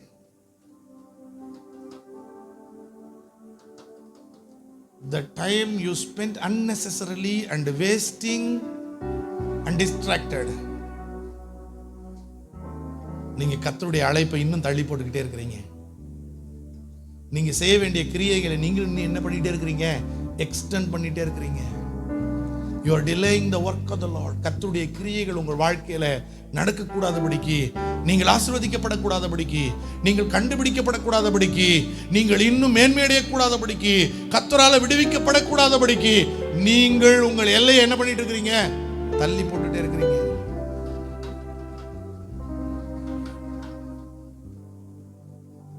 இதெல்லாம் வழியில் இருக்கும். அதெல்லாம் கர்த்தர் ஒவ்வொரு இடத்துல என்ன பண்ணுவார்? தேவையானதெல்லாம் என்ன பண்ணுவார்? கர்த்தர் நடத்தும் போது கர்த்தர் தேவைகள் எல்லாம் தருவாரு. எதை பார்த்து நின்றாதீங்க. கல்யாணம் நடக்க வேண்டிய வயசுல கல்யாணம் நடக்கும், வேலை கிடைக்க வேண்டிய நேரத்தில் வேலை கிடைக்கும். குடும்பம் அமைய வேண்டிய இடத்துல குடும்பம் அமையும், வீடு கிடைக்க வேண்டிய இடத்துல வீடு கிடைக்கும், கார் கிடைக்க வேண்டிய இடத்துல கார் கிடைக்கும், அல்லது வேற ஏதாவது கிடைக்க வேண்டிய இடத்துல எல்லாமே கிடைக்கும், பிள்ளை கிடைக்க வேண்டிய இடத்துல பிள்ளை கிடைக்கும். ஆனால் நான் இதை பிடிச்சிட்டு நின்றுட்டேன்னா நான் போக வேண்டிய தூரத்தை இன்னும் என்ன பண்ணிட்டு இருப்பேன், நான் தள்ளி போட்டுட்டே இருப்பேன். அது சீகேமுக்கு போக வேண்டிய நான் இப்போ எங்கே போனோம், தோத்தான் வரைக்கும் போக வேண்டியும், இன்னும் எக்ஸ்ட்ரா நான் நடக்க வேண்டியிருக்கும், இன்னும் எக்ஸ்ட்ரா மைல் போக வேண்டியது இருக்கும், இன்னும் அதிகமாக செலவு பண்ண வேண்டியது இருக்கும். நீ வேஸ்ட் பண்ண எல்லாத்தையும் கர்த்தர் இங்கே வேஸ்ட் பண்ணதுக்கு கொடுக்கல, அந்த டிஸ்டன்ஸ்க்கு கொடுத்துருக்கிறாரு. நீ என்ன பண்ணிட்ட, அதை இங்கே செலவு பண்ணிட்டு இப்ப எக்ஸ்ட்ராவோட என்ன பண்ற, நீனு பிரயாசப்பட்டு இருக்கிற.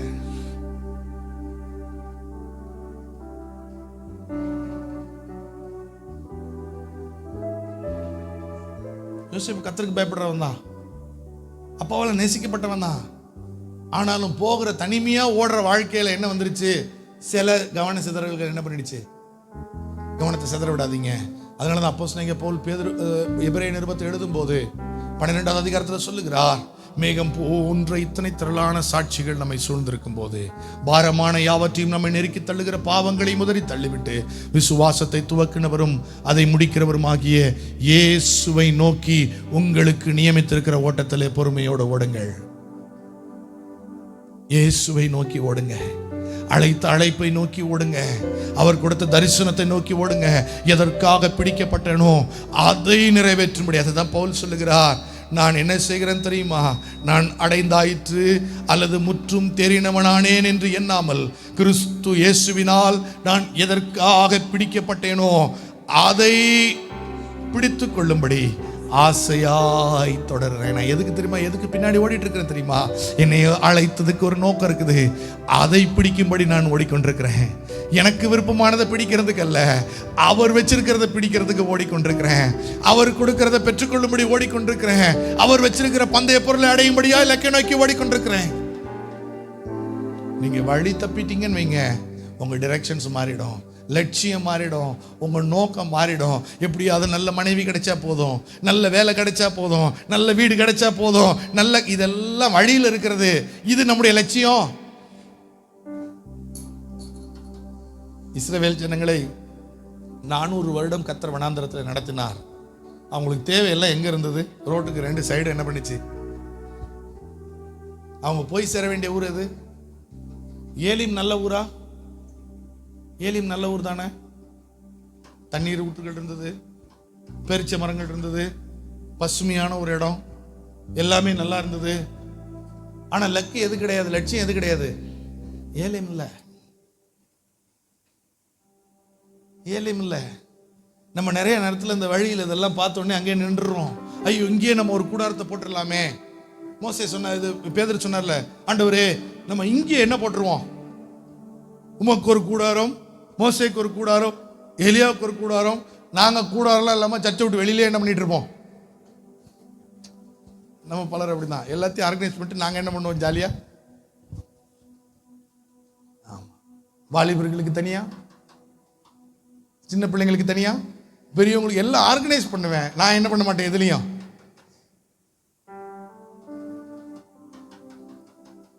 ஆண்டவர் அப்படி கூடாரம் வேண்டவே, அப்படி ஒரு கூடாரம் வேண்டாம். நீ என் மகிமையை பார்த்துட்டல, இந்த மகிமையை அனுபவிக்கணும்னு ஆண்டவர் கேட்கிற, நீ ஆடுகளை மேய்ப்பியா பேதுருட்ட கேட்கிறாரு.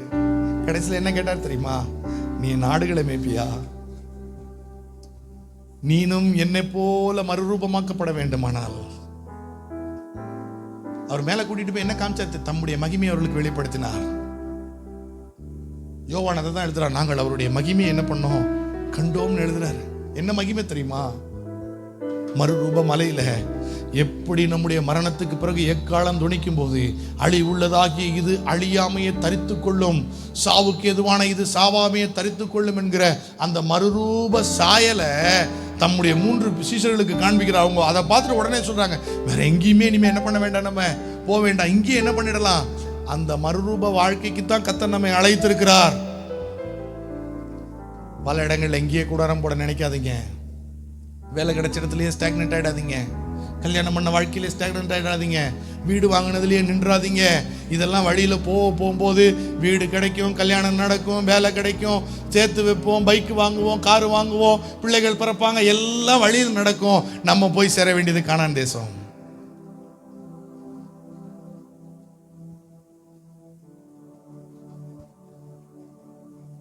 இப்போ அவன் கேட்குறான், நான் என் சகோதரரை தேடி வந்தேன், பொய் சொல்லலை. அவன் என்ன சொல்லலை? நம்மள அந்த என்னப்பா ப்ரேயருக்கு போகாமல் இங்கே நிற்கிறியே அப்படின்னா, பாஸ்டர் வீட்டில் இருந்து அனுப்புனாங்க பாஸ்டர் அப்படின்னு என்ன பண்ணல. அவன் சொல்கிறான், நான் சகோதரனை தேடி இப்போ தப்பான பாதையில் என்ன பண்ணிட்டு இருக்கிறேன், நான் தேவனால் அனுப்பப்பட்ட தப்பான இடத்துல நிற்கிறேன். கர்த்தரை தெரிந்து கொண்டவன், ரட்சிக்கப்பட்டவன், சபைக்கு போனவன் இன்னைக்கு தப்பான இடத்துல நிற்கிறேன்.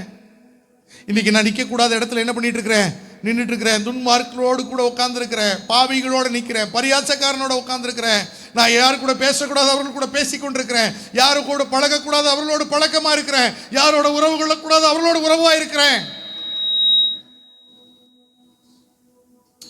நீங்க உண்மையை சொன்னீங்கன்னா கர்த்தர் உங்களை விடுவிச்சிருவார்.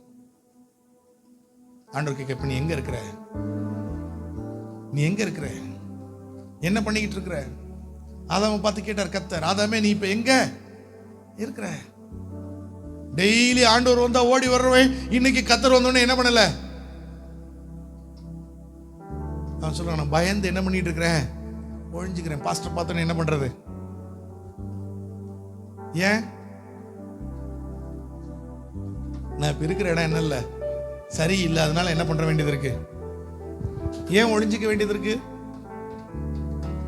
இருக்கிற இடம் சரியா இருந்தா என்ன பண்ண வேண்டாம், ஒழிஞ்சு ஒழிய வேண்டாம். இன்னைக்கு நம்முடைய வாழ்க்கை எப்படி இருக்கு யோசிச்சு பாருங்க. வழி தவறி போயிருக்கிறான். என்ன தேடுறேன்னு கேட்கும்போது சொல்றேன், என் சகோதரர் என்ன பண்றேன் தேடுறேன். அப்போ ஆண்டவர் சொல்றாரு, அந்த மனுஷன் மூலமா உன் சகோதரர் இங்கே இல்லை, அவங்க வேற ஒரு இடத்துக்கு தோத்தானுக்கு என்ன பண்ணிட்டாங்க, போய்விட்டார்கள். ஐயோ இன்னும் ரொம்ப தூரமா, இனி நான் என்ன பண்ண விரும்பல, தவறு பண்ணிட்டேன், விழுந்துட்டேன், நான் இனிமே ஒரு விசுவாசியா இருந்துக்கிறேன், நான் சும்மா சர்ச்சுக்கு மட்டும் போயிட்டு வந்துட்டு என்ன பண்ணிக்கிறேன், இருந்துக்கிறேன். இனிமே நான் என்ன பண்ணல, கர்த்தர் கொடுத்த வேலையை என்ன பண்ண மாட்டேன், செய்ய மாட்டேன். கர்த்தர் கொடுத்த ஊழியத்தை செய்ய மாட்டேன். இனி நான் சண்டே கிளாஸ் நடத்த மாட்டேன். இனிமே நான் வாலிபர் ஊழியத்தை என்ன பண்ண மாட்டேன், செய்ய மாட்டேன். இனிமே நான் பாட்டு பாட மாட்டேன். இனிமே பைபிள் வாசிக்க மாட்டேன். சர்ச்சில் வேலை செய்ய மாட்டேன். நான் சாதாரண ஒரு நபரா என்ன பண்ணிக்கிறேன், சர்ச்சில்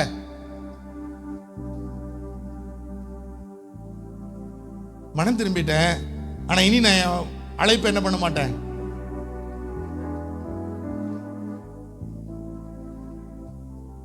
வேதம் சொல்லுது, அவன் தன் சகோதரரை மறுபடியும் என்ன பண்ணானா, தொடர்ந்து போனான். கர்த்தர் எதுக்கு அவன் அழைச்சாரோ, அவங்க அப்பா எதுக்கு அவனை அனுப்பினாரோ அந்த வேலையை செய்யும்போது மறுபடியும் என்ன பண்ணா, நீ எந்த நிலைமையில விழுந்திருந்தாலும் பரவாயில்ல, நீ எங்கேயாவது விழுந்திருந்தாலும் கவலைப்படாத, கர்த்தர் உன்னை தூக்கி எடுக்க வல்லமை உள்ளவராயிருக்கிறார். ஆண்டவர் சொல்றார், நீ என்ன நிலைமையில விழுந்தாய் என்பதை அறிந்து ஆதியில கொண்டிருந்த அந்த அன்புக்கு என்ன பண்ணு, மறுபடியும் வந்துரு. நீ எப்பேற்பட்ட பாவத்தில் பிடிக்கப்பட்டிருந்தாலும் பரவாயில்லை, கர்த்தர் உன்னை ரட்சிக்க வல்லமை உள்ளவராக இருக்கிறார். நீ விழுந்த இடத்திலிருந்து எழுந்திருக்க ஆயத்தமா இருந்தால் உன்னை தொடர்ந்து ஓட செய்ய தேவன் பலப்படுத்த வல்லமை உள்ளவராக இருக்கிறார்.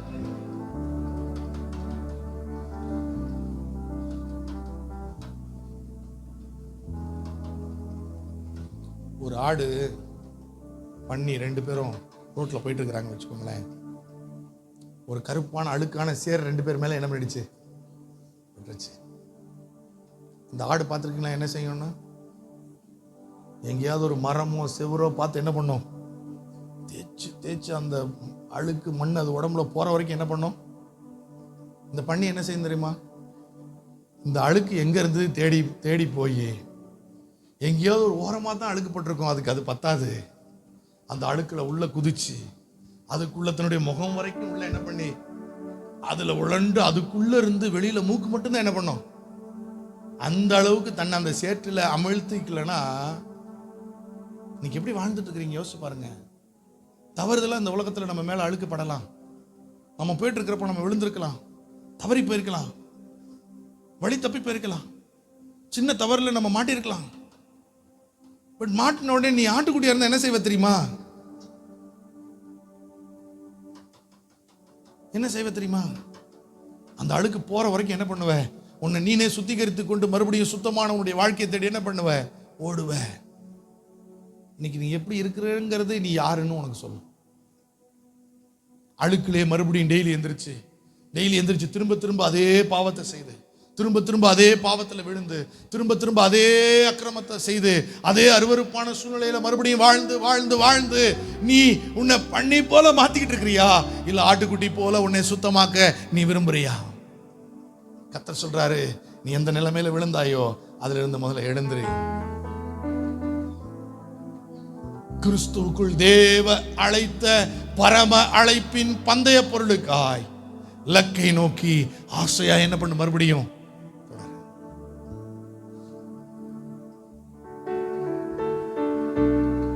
கர்த்தர் நடத்துற வழியில போ. மறுபடியும் கர்த்தர் நடத்துவார், கர்த்தர் பார்த்துப்பாரு. விழுந்ததை குறித்து கவலைப்படாத, உன்னுடைய வாழ்க்கையில் நடந்த வீழ்ச்சிகளை குறித்து கவலைப்படாத, பாவத்தை குறித்து கவலைப்படாத. உன்னை பரிசுத்தப்படுத்த தேவன் வல்லமை உள்ளவராய் இருக்கிறார். வேதம் சொல்லுது, உன்னுடைய அக்கிரமம் பாவம் சிவப்பான ரத்தாம்பரம் போல இருந்தாலும் அதை பஞ்சை போல வெண்மையாக்க தேவன் வல்லமை உள்ளவராய் இருக்கிறார். அவருடைய குமாரனாகிய இயேசு கிறிஸ்துவினுடைய ரத்தம் சகல பாவங்களை நீக்கி உன்னை சுத்திகரிக்கும். பிசாசு சொல்லுவான், நீ பாவி ஆயிட்டேன்னு. ஆண்டவர் சொல்ற, நான் உன்னை பரிசுத்தமாக்குறேன்னு சொல்றாரு. நீ கவலைப்படாத, உன் பாவத்திலிருந்து எழுந்து வா. தன் பாவங்களை மறைக்கிறவன் வாழ்வடைய மாட்டான், அவைகளை அறிக்கை செய்து விட்டு விடுகிறவனோ இரக்கம் பெறுவான்னு வேதம் சொல்லுது. நீ அறிக்கை செய்ய ஆயத்தமா இருந்தால் உன்னை பரிசுத்தப்படுத்தி மறுபடியும் அவர் அழைத்த ஸ்தானத்தில் நிறுத்தி உன்னையும் பயன்படுத்த வல்லமையாய் உபயோகிக்க தேவன் வல்லமை உள்ளவராய் இருக்கிறார்.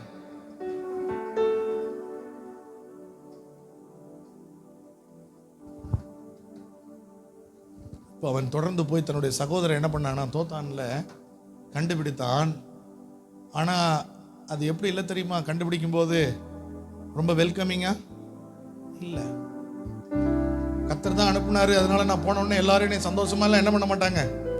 நண்பர்கள் சிரிச்சுக்கிட்டே, ஏய் ஓகேடா நீ சொன்ன மாதிரி நாளையிலிருந்து சர்ச்சுக்கு வந்துடுற அப்படின்லாம் என்ன பண்ண மாட்டாங்க, சொல்ல மாட்டாங்க. இவ்வளோ தூரம் கஷ்டப்பட்டு எனக்காக வந்திருக்கிற, இவ்வளோ பிரயாசப்பட்டிருக்கிற, 80-100 கிலோமீட்டர் நடந்து வந்திருக்கிற, நான் உன் கூடவே திருப்பி என்ன பண்ணுறேன் அப்படின்னு என்ன பண்ண மாட்டாங்க, வரமாட்டாங்க. சோர்ந்து போகாத.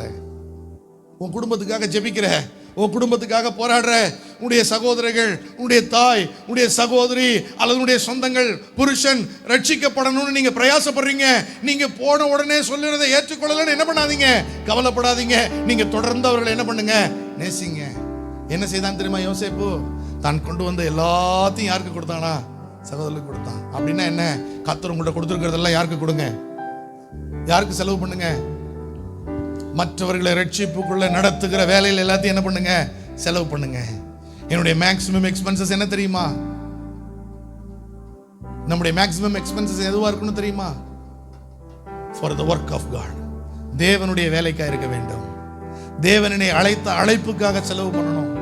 தேவனை அழைச்ச வேலைக்காக என்ன பண்ணணும், செலவு பண்ணணும். யோசேப்பு தான் சுமந்து கொண்டு வந்த எல்லாத்தையும் யாருக்கு கொடுத்தான்?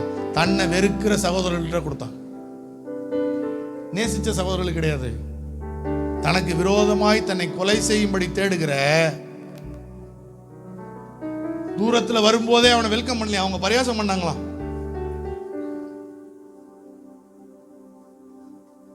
பதினெட்டாவது வசனத்தை வாசிங்கன்னா, அவர்கள் அவனை தூரத்திலே வர கண்டு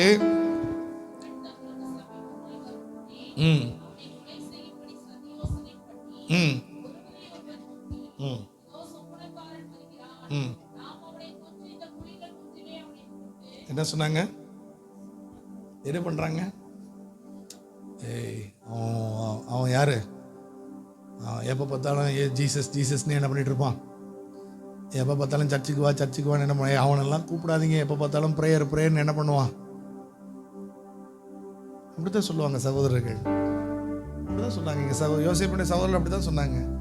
ஐயோ நமக்காக இவ்வளோ தூரம் கஷ்டப்பட்டு சாப்பாடு கொண்டு வந்தானே, அடா அவன் என்ன வேணாலும் சொல்லியிருக்கட்டும், அவன் சொப்பனம் பார்த்து வேணாலும் சொல்லியிருக்கட்டும், நம்மளை நேசித்து நமக்காக சாப்பாடு இவ்வளோ தூரம் சுமந்து வந்திருக்கிறானே, எவ்வளோ கஷ்டப்பட்டு வந்திருப்பான் அப்படின்னு அவங்க ஏற்றுக்கொண்டாங்க. இல்லை, இவ்வளோ பிரயாசத்துக்கு பிறகும் அவனுக்கு கிடைச்சது என்ன தெரியுமா? ரிஜெக்ஷன் தான். Don't be upset because when you get rejected. யாராவது உங்களை ரிஜெக்ட் பண்றதுனால அப்செட்லாம் ஆகாதீங்க. If you are getting rejected, you are truly called by God. You are on the track. நீங்க ரிஜெக்டடா இருக்கிறீங்கன்னா நீங்க சரியான வழியில் இருக்கிறீங்க. பிகாஸ் இந்த உலகம் சரி இல்லாதவர்களை ஏற்றுக்கொள்ளும், சரியானவங்களை என்ன பண்ணிடும். அதனாலதான் இயேசு சொல்றாரு, என்னையே அவங்க என்ன பண்ணிட்டாங்க, ரிஜெக்ட் பண்ணிட்டாங்க, உங்களையும் அவங்க என்ன பண்ண மாட்டாங்க, ஏற்றுக்கொள்ள மாட்டாங்க. உடனே ரிஜெக்ட் பண்ணிட்டாங்களேன்னு சொல்லிட்டு கொண்டு வந்தது எல்லாத்தையும் எடுத்துட்டு திருப்பி என்ன பண்ணல யோசேப்பு போல. அவன் என்ன பண்ணான் தெரியுமா, எல்லாருக்கும் என்ன பண்றான், அவன் கொண்டு வந்த ஆகாரத்தை கொடுக்குறான். தகப்பன் கொடுத்து அனுப்பின எல்லாத்தையும் அவர்களுக்கு என்ன பண்றான், everything he has got. அவன் கரத்தில் இருந்த எல்லாவற்றையும், தன்னிடத்தில் இருந்த எல்லாவற்றையும், தகப்பன் அவனுக்கு கொடுத்த எல்லாவற்றையும், கடைசியில் தன்னுடைய வஸ்திரம் வரைக்கும் யார்கிட்ட கொடுத்துட்டான், சகோதரர்கிட்ட கொடுத்துட்டான். இன்னைக்கு நம்முடைய வேலை என்ன தெரியுமா, இந்த உலகத்துல நம்ம எல்லாம் படிச்சுட்டு இருக்கிறவங்க இருப்பீங்க, படிச்சு முடிச்சுட்டு நல்ல வேலைக்கு போவீங்க, நல்ல சம்பாதிப்பீங்க, கர்த்தர் உங்களை ஆசீர்வதிப்பார், உங்களுக்கு நல்ல வருமானங்களை தருவார், நிறைய ஆசீர்வாதங்களை தருவார். நீங்க என்ன செய்யணும் தெரியுமா, என்ன செய்யணும் தெரியுமா, இளையகுமாரனை போல துன்மார்க்கமா என்ன பண்ணக்கூடாது, ஜீவனம் பண்ணக்கூடாது. கர்த்தர் கூட ஆஸ்திகளை வச்சுட்டு துன்மார்க்கமா என்ன பண்ணக்கூடாது, மனம் போன போக்கில் என்ன பண்ணக்கூடாது. நீங்கள் அதை தொலைந்து போன சகோதரர்களுக்காய் செலவு செய்ய வேண்டும். அழிந்து போகிற ஆத்துமாக்களிடத்தில் அதை என்ன பண்ணணும், நம்ம செலவு பண்ணணும். அதுக்கு தான் உங்களே நீ கர்த்தர் தெரிந்து கொண்டிருக்கிறா. நீங்க இந்த தரிசனம் உள்ளவங்களா இருந்தா கர்த்தர் உங்களை அபரிமிதமாய் ஆசீர்வதிப்பார். உனக்கு ஒரு குறையும் வராது, ஒரு குறையும் வராது. என் வாழ்க்கையில் நான் ஊழியத்தில் இருக்கிறேன், கடந்த 15 வருஷமா ஊழியத்தில் இருக்கிறேன். நான் இப்போ சொல்லுவேன், கர்த்தருக்கு முன்னாடி சொல்றேன், எனக்கு ஒரு குறையுமே, ஒரு குறையுமே இல்லை. என் வாழ்க்கையில அந்தந்த ஸ்டேஜ்ல என்னென்ன குறை இருக்கோ அதெல்லாம் கர்த்தர் நிறைவா மாற்றிக்கிட்டே இருக்கிறாரு, என்னை ஆசீர்வதிச்சுக்கிட்டு தான் இருக்கிறாரு. எப்ப தெரியுமா, நீ கர்த்தருடைய வேலையவே தொடர்ந்து செய்யும் போது. உனக்கு உள்ளதை எடுத்து உனக்குன்னு நீ வச்சுக்காம கர்த்தருக்குன்னு பிரயோஜனப்படுத்தினா உன்னை கர்த்தர் பயன்படுத்துகிறவராயிருப்பார்.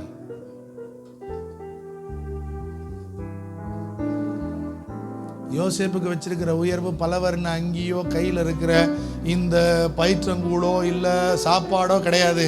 இதை பார்த்து விட்டுறாத, சிங்காசனத்தை வச்சிருக்கிறார் கர்த்தர்.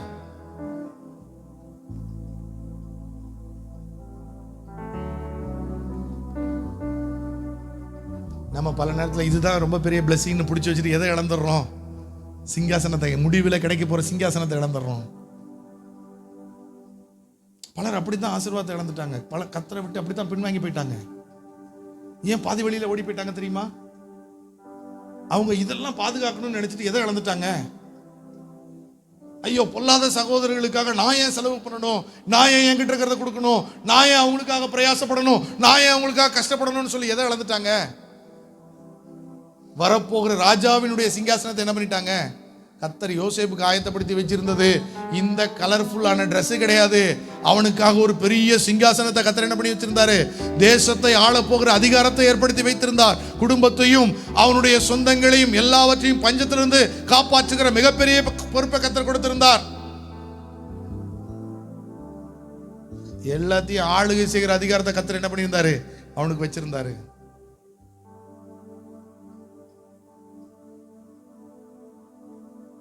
இவ்வளவு தூரம் கடைசியா வந்து அவங்க என்ன செஞ்சாங்க, 24வது வசனத்தை வாசித்தீங்கன்னா அவனுடைய வங்கியை கலட்டிட்டு அவங்க என்ன செய்தாங்க தெரியுமா, அந்த குழியிலே அவனை என்ன பண்ணாங்களா, எந்த குழியில, ஊழியத்துல பல நேரம் நீங்க சுவிசேஷத்தை அறிவிக்கும் போது, கர்த்தருக்காக பிரயாசப்படும் போது இப்படிப்பட்ட சூழ்நிலைகள் உங்களுக்கு வரலாம். மேபி நீங்க யாருக்காக அதிகமா ஜெபிக்கிறீங்களோ அவங்க உங்களை காயப்படுத்தலாம். யாருக்கு சுவிசேஷத்தை அறிவிக்கணும், எப்படியாவது ஆண்டவரை ஏற்றுக்கொள்ளணும் பிரயாசப்படுறீங்களோ அவங்க உங்களை வறட்சியான ஒரு குழியில போடுற அளவுக்கு என்ன பண்ணலாம், உங்களை துன்பப்படுத்தலாம். பட் நீங்க சோர்ந்து போகாதீங்க, தொடர்ந்து கர்த்தருக்காக அவர்களுக்கு சுவிசேஷத்தை அறிவித்து பிரயாசப்பட்டு கொண்டே இருங்க. உங்களுடைய பிரயாசத்தின் பலன் ஒரு நாள் வீணாய் போகாது. உங்களை வெறுக்கிறவர்கள்ட்ட திருப்பி நீங்க போய் வேலை செய்யறதை பத்தி கவலைப்படவே படாதீங்க. உங்களை ஏற்றுக்கொள்ளாதவர்களுக்கு நன்மை செய்யறதுல சோர்ந்து போகவே போகாதீங்க. நீங்க செய்கிற எல்லாமே ஒரு நாள் என்னத்தை கொண்டு வரும், மாற்றத்தை கொண்டு வரும். அவர்கள் கிறிஸ்துவை ஏற்றுக்கொள்ளுவார்கள். யோசேப்பு இருந்தது எல்லாத்தையும் எடுத்துட்டு கடைசியில் யோசேப்பு எங்க போட்டாங்க தெரியுமா? குழியில போட்டாங்க. யோசேப்பு கிடைச்சது ஐயோ இதுக்கு தான் என்னை கத்தர் தெரிந்து கொண்டாரா? இல்லை யோசேப்பு, கத்தர் தெரிந்து கொண்டது ஒன்று இதுக்காக கிடையாது. தெரிந்து கொண்டதை அடையிற வழியில இதெல்லாம் என்ன பண்ணுது இருக்கு. எப்படி கல்யாணம் ஒரு பாதையோ அது போல இந்த பாடுகளும் கொஞ்ச நாள் தான். இந்த பாடுகள் எல்லாம் மாறும், இந்த கஷ்டங்கள் எல்லாம் மாறும். நீங்கள் ஆசீர்வதிக்கப்படுவீர்கள், உயர்த்தப்படுவீர்கள். யார் உங்களை குழியில போடுறாங்களோ அவங்களே திருப்பி எங்க இருந்து தூக்குனாங்க? யோசேப்பு குழியில இருந்து தூக்குனது யாரு? அதனால குழியிலையும் போடுவாங்க, திருப்பி என்ன பண்ணுவாங்க? அதனால இவங்களை பார்த்து என்ன பண்ண வேண்டாம், நம்ம அவங்களே போடுவாங்க, அவங்களே தூக்குவாங்க. எல்லாத்துலேயும் பின்னாடி அவங்களுக்கு ஒரு லாபம் என்ன பண்ணும் இருக்கு. அவங்களுக்கு ஒரு லாபம்னா போடுவாங்க, தூக்குறதுல ஒரு லாபம்னா மறுபடியும் நம்மளே என்ன பண்ணுவாங்க? தூக்குவாங்க. என்னைய தூக்குறதுனாலையும் நான் சந்தோஷப்படலை, போட்டதுனாலையும் நான் கோபம் என்ன பண்ணல படல. எனக்கு ஒன்று தெரியும், கர்த்தர் என் கூட என்ன பண்றாரு? வேதம் சொல்லுது, கர்த்தர் யோசேப்போடு கூட இருந்தார்.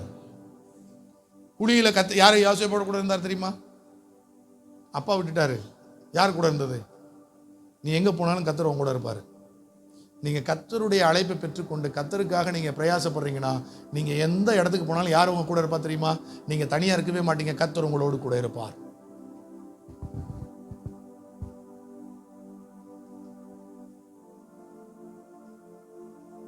கர்த்தர் உங்களை நடத்துகிற பாதையில் இருக்கிற இந்த நெகட்டிவான சூழ்நிலைகளை பார்த்தெல்லாம் கவலைப்படாதீங்க, குழியை பார்த்தெல்லாம் பயப்படாதீங்க.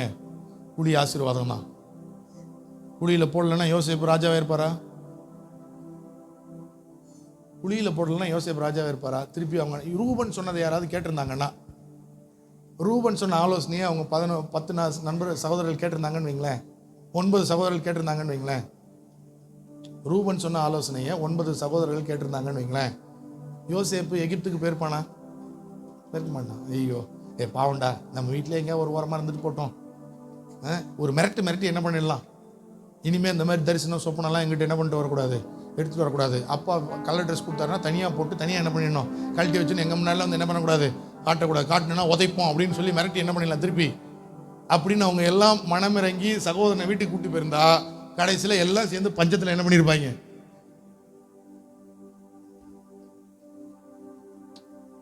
அதனால சிலர் உங்களை ஒதுக்கினா சந்தோஷம் நினைங்க, கர்த்தர் அவர்களுக்கே நன்மை செய்யறதுக்கு உங்களை உருவாக்கி கொண்டிருக்கிறார்.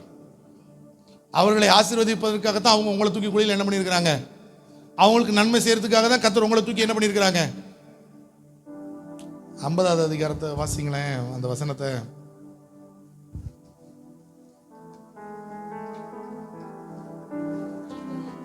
இருபதாவது வசனத்தை வாசிங்களேன். நீங்கள் எனக்கு தீமை செய்ய நினைத்தீர்கள், தேவனோ இப்பொழுது நடந்து வருகிறபடியே நிறைய ஜனங்களை உயிரோட காப்பாற்றுறதுக்கு அதை நன்மையாக என்ன பண்ணாரு. நமக்கு தீமை செய்யறதெல்லாம் யார் நன்மையா மாற்றுவா? எனக்கு யாராவது தீமை செய்ய நினைச்சா அந்த தீமையவே கர்த்தர் என்னவா மாத்திட்டு வரான்? தீமையை நன்மையா மாற்றுகிறவர். இந்த உலகத்துல தீமையா முடியும், ஆனா தீமையை கர்த்தர் நன்மையாய் மாற்றுவார். எவ்வளவு கீழே போட்டாங்களோ அவ்வளவு உயரத்துக்கு தூக்கிடுவார் கர்த்தர். அதனால எவ்வளவு கீழே போறீங்களோ பயப்படாதீங்க, அவ்வளவு உயரத்துக்கு மேல கர்த்தர் உங்களை தூக்க போறாருன்னு அர்த்தம்.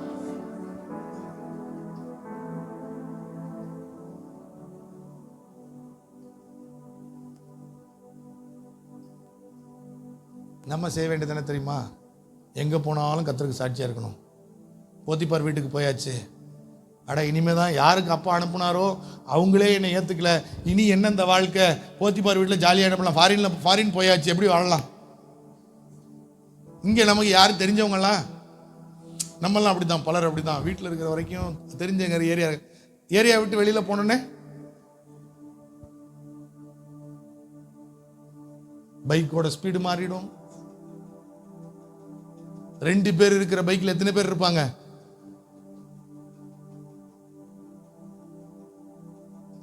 டீ கடையா வண்டி என்ன பண்ணும், நிற்கும்.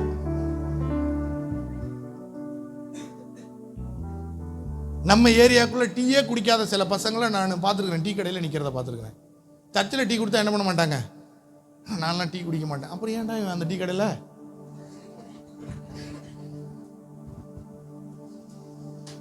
அவன் குடிக்கிறதுக்கான வேற ஒரு டீ அங்க என்ன பண்ணுது, சர்ச்சில் கிடைக்காத ஒரு டீ.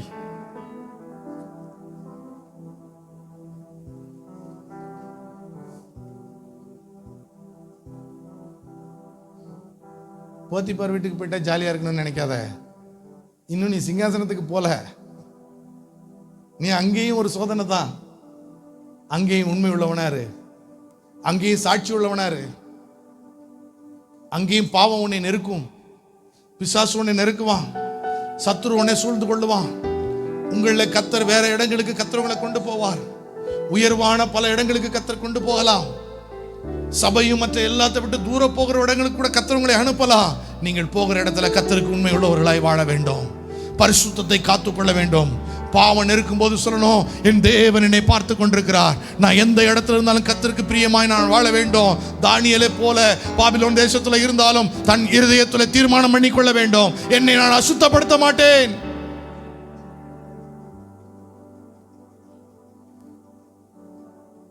அவன் பரிசுத்தத்துக்காய் தன்னுடைய இருதயத்தில் ஒரு தீர்மானம் பண்ணியிருந்தான். அதுக்கு கிடைச்ச பலன் என்ன தெரியுமா? நான் இவ்வளோ பயபக்தியா வாழ்ந்தா என்ன கிடைக்கணும்? ஆசீர்வாதம் கிடைக்கணும். யோசேப்புக்கு என்ன கிடைச்சது? ஜெயில் கிடைச்சது. பரிசுத்தத்தை காப்பாத்துறதுக்கு என்ன பரிசு கிடைச்சது? அதுக்காக துபாயில் போய் நான் ஜெயிலில் இருக்கிறேன் பாஸ்டர்னு சொல்லாதீங்க. துபாயில் பரிசுத்தத்தை காப்பாற்றினா ஜெயில் கிடைக்காது. என்ன வேலை பண்ணால் ஜெயில் கிடைக்கும்னு எனக்கு தெரியும். பாஸ்டர், நானும் இங்கே பரிசுத்தத்தை காப்பாற்றினேன், இங்கே என்ன போட்டாங்க? நீ வேற ஏதாவது ஒரு பரிசுத்தத்தை காப்பாற்றிருப்ப, பத்திரமா ஒளிச்சு வச்சிருந்திருப்ப. யாருக்கு தெரியாம, எங்களுக்கு தெரியாம ஒளிச்சு வச்சதை அவங்க என்ன பண்ணி இருந்திருப்பாங்க? கண்டுபிடிச்சிருப்பாங்க.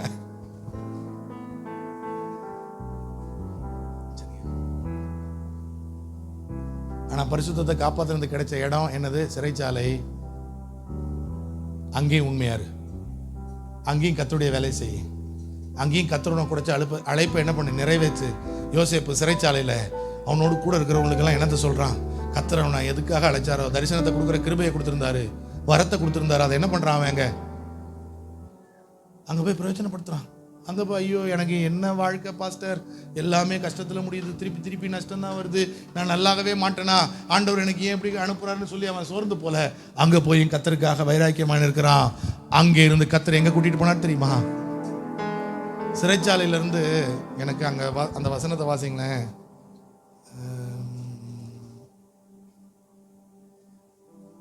14வது வசனம், 41வது அதிகாரம் 14வது வசனம். அப்பொழுது பார்வோன் யோசேப்பை அழைப்பித்தான். எப்படி? அவனை எப்படி கூட்டிட்டு வந்தாங்களா? ஒரு ஜெயில இருந்து, ஒரு சென்ட்ரல் ஜெயில இருந்து ஒரு ஆளை ரிலீஸ் பண்ணிட்டு வரணும்னு வைங்களேன், எவ்வளோ ஃபார்மாலிட்டிஸ் இருக்கு தெரியுமா? சும்மா கிடையாது. ஒருத்தர் ரிலீஸ் பண்ணிட்டு வரதெல்லாம் சாதாரண விஷயம் கிடையாது. நீங்கள் ஏதாவது சினிமாலெல்லாம் பார்த்த மாதிரி ஜெயிலில் இருந்து கதவு திறந்தெல்லாம் வெளில வர முடியாது. ஜெயிலில் இருந்து வெளில வரணும்னு வைங்க, கோர்ட்டில் இருந்து ஆர்டர் வாங்கணும், ஜெயிலர்கிட்ட இருந்து அப்ரூவல் வாங்கணும், அப்புறம் வார்டன் சைன் பண்ணணும், அது ஏகப்பட்ட செக்கிங் இருக்கும். இதெல்லாம் காலையில் ஆர்டர் கிடச்சிதுன்னா எப்போ வெளியில் கூட்டிகிட்டு வரலாம் தெரியுமா? சாயங்காலம் இருட்டிடும். ஆனால் இங்கே வேதத்தில் வாசிக்கிறோம், உன்னை உயர்த்த வேண்டிய காலம் வந்துருச்சுன்னு வையே, தீவிரமாக கர்த்தர் கிரியை செய்வார். இங்கே வேதம் அப்படி தான் சொல்லுது. அவனை எப்படி கூட்டிகிட்டு வந்தாங்கன்னு தெரியுமா? ஆர்டர் போடுறவன் ஆர்டரை போடுறான், சைன் பண்ணுறவன் சைன் பண்ணுறான், இவன் ஃபேக்ஸில் பறக்குது, இமெயிலில் பறக்குது, ஆர்டர்லாம் சீக்கிரமாக கொண்டு போகிறாங்க. ராஜா அவனை கூட்டிகிட்டு வர சொல்லியிருக்கிறாரு. என்ன கேஸ்னாலும் போத்திபார் பார்க்குறான், நம்ம பெரிய சார்ஜ் பண்ணி இவனை உள்ள தள்ளி இருக்கிறோம், எல்லாமே இப்போ நம்ம கையெழுத்து. யார் கையெழுத்து போடணும்? இப்போ அவனுக்கு போத்திபார் கையெழுத்து போடணும். யாருடைய ஆர்டர்? உங்களை யாராவது குற்றவாளியா உங்க மேல தீமையை சுமத்திர கவலைப்படாதீங்க, அவங்க கையெழுத்த போட வச்சு உங்களை உயர்த்த தேவன் வல்லமை உள்ளவராக இருக்கிறார். வேலை வந்துருச்சுன்னு வையே, உன்னை ஆசீர்வதிக்கிற நேரம் வந்துருச்சுன்னு வையே, அது வரைக்கும் தான் நீ சிறைச்சாலை, அது வரைக்கும் தான் நீ குழியில கிடக்கணும், அது வரைக்கும் தான் நீ கஷ்டப்பட்டு இருக்கணும். கர்த்தர் உயர்த்துகிற வேலை வரும்போது வேதம் சொல்லுது, தீவிரமாய் அவனை காவலில் இருந்து என்ன பண்ணாங்களா? கொண்டு வந்தாங்களா? எல்லா சைனும் வேகமா நடக்கும், எல்லா கதவுகளும் வேகமா திறக்கும், எல்லா காரியங்களும் உனக்காக நடக்கும், எல்லாவற்றையும் உனக்காக தேவன் செய்ய வல்லமை உள்ளவராக இருக்கிறார். நீ செய்ய வேண்டியதெல்லாம் உன்னை எதற்காக அழைத்திருக்கிறார்? நீ உன்னுடைய சகோதரருக்கு ஆண்டவரை அறிவிக்க வேண்டும். இன்னைக்கு அதுக்கு நம்ம ஒப்பு கொடுக்கலாமா? நம்ம எல்லாரும் கர்த்தருடைய சமூகத்தில் எழுந்து நிற்கலாம். நம்ம எல்லாரும் கண்களை மூடலாம்.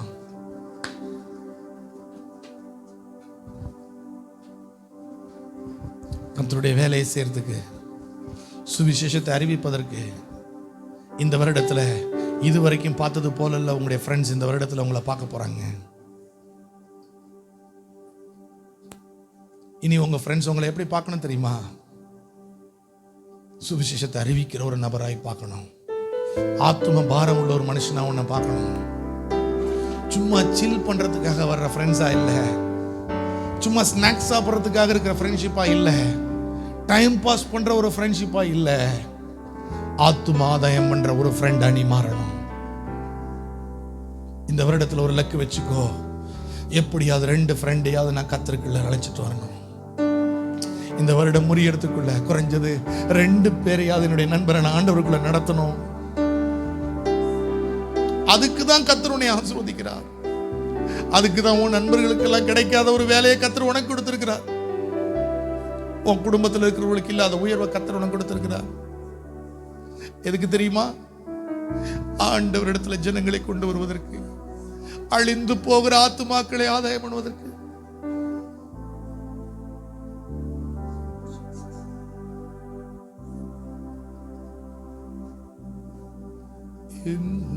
ஜனம் பாவத்தில் மாழ்கிறதே, என் உயிர் தந்தேன் தன் உயிர்க்கே.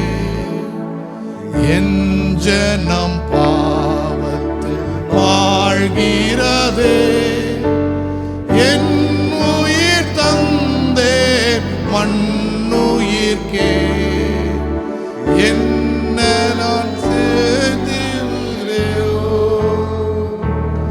இதை யார் என்று கேட்பாரோ என்றே உரைத்தென்னை ஏங்கி அழைத்தீர், எப்படி நான் மறப்பேன் என்றே உரைத்தென்னை ஏங்கி அழைத்தீர், எப்படி நான் மறப்பேன். அழைத்தீரே இயேசுவே, அன்போடு என்னை அழைத்தீரே. ஆண்டவர் சேவையிலே மரிப்பேனே ஆயத்தமா.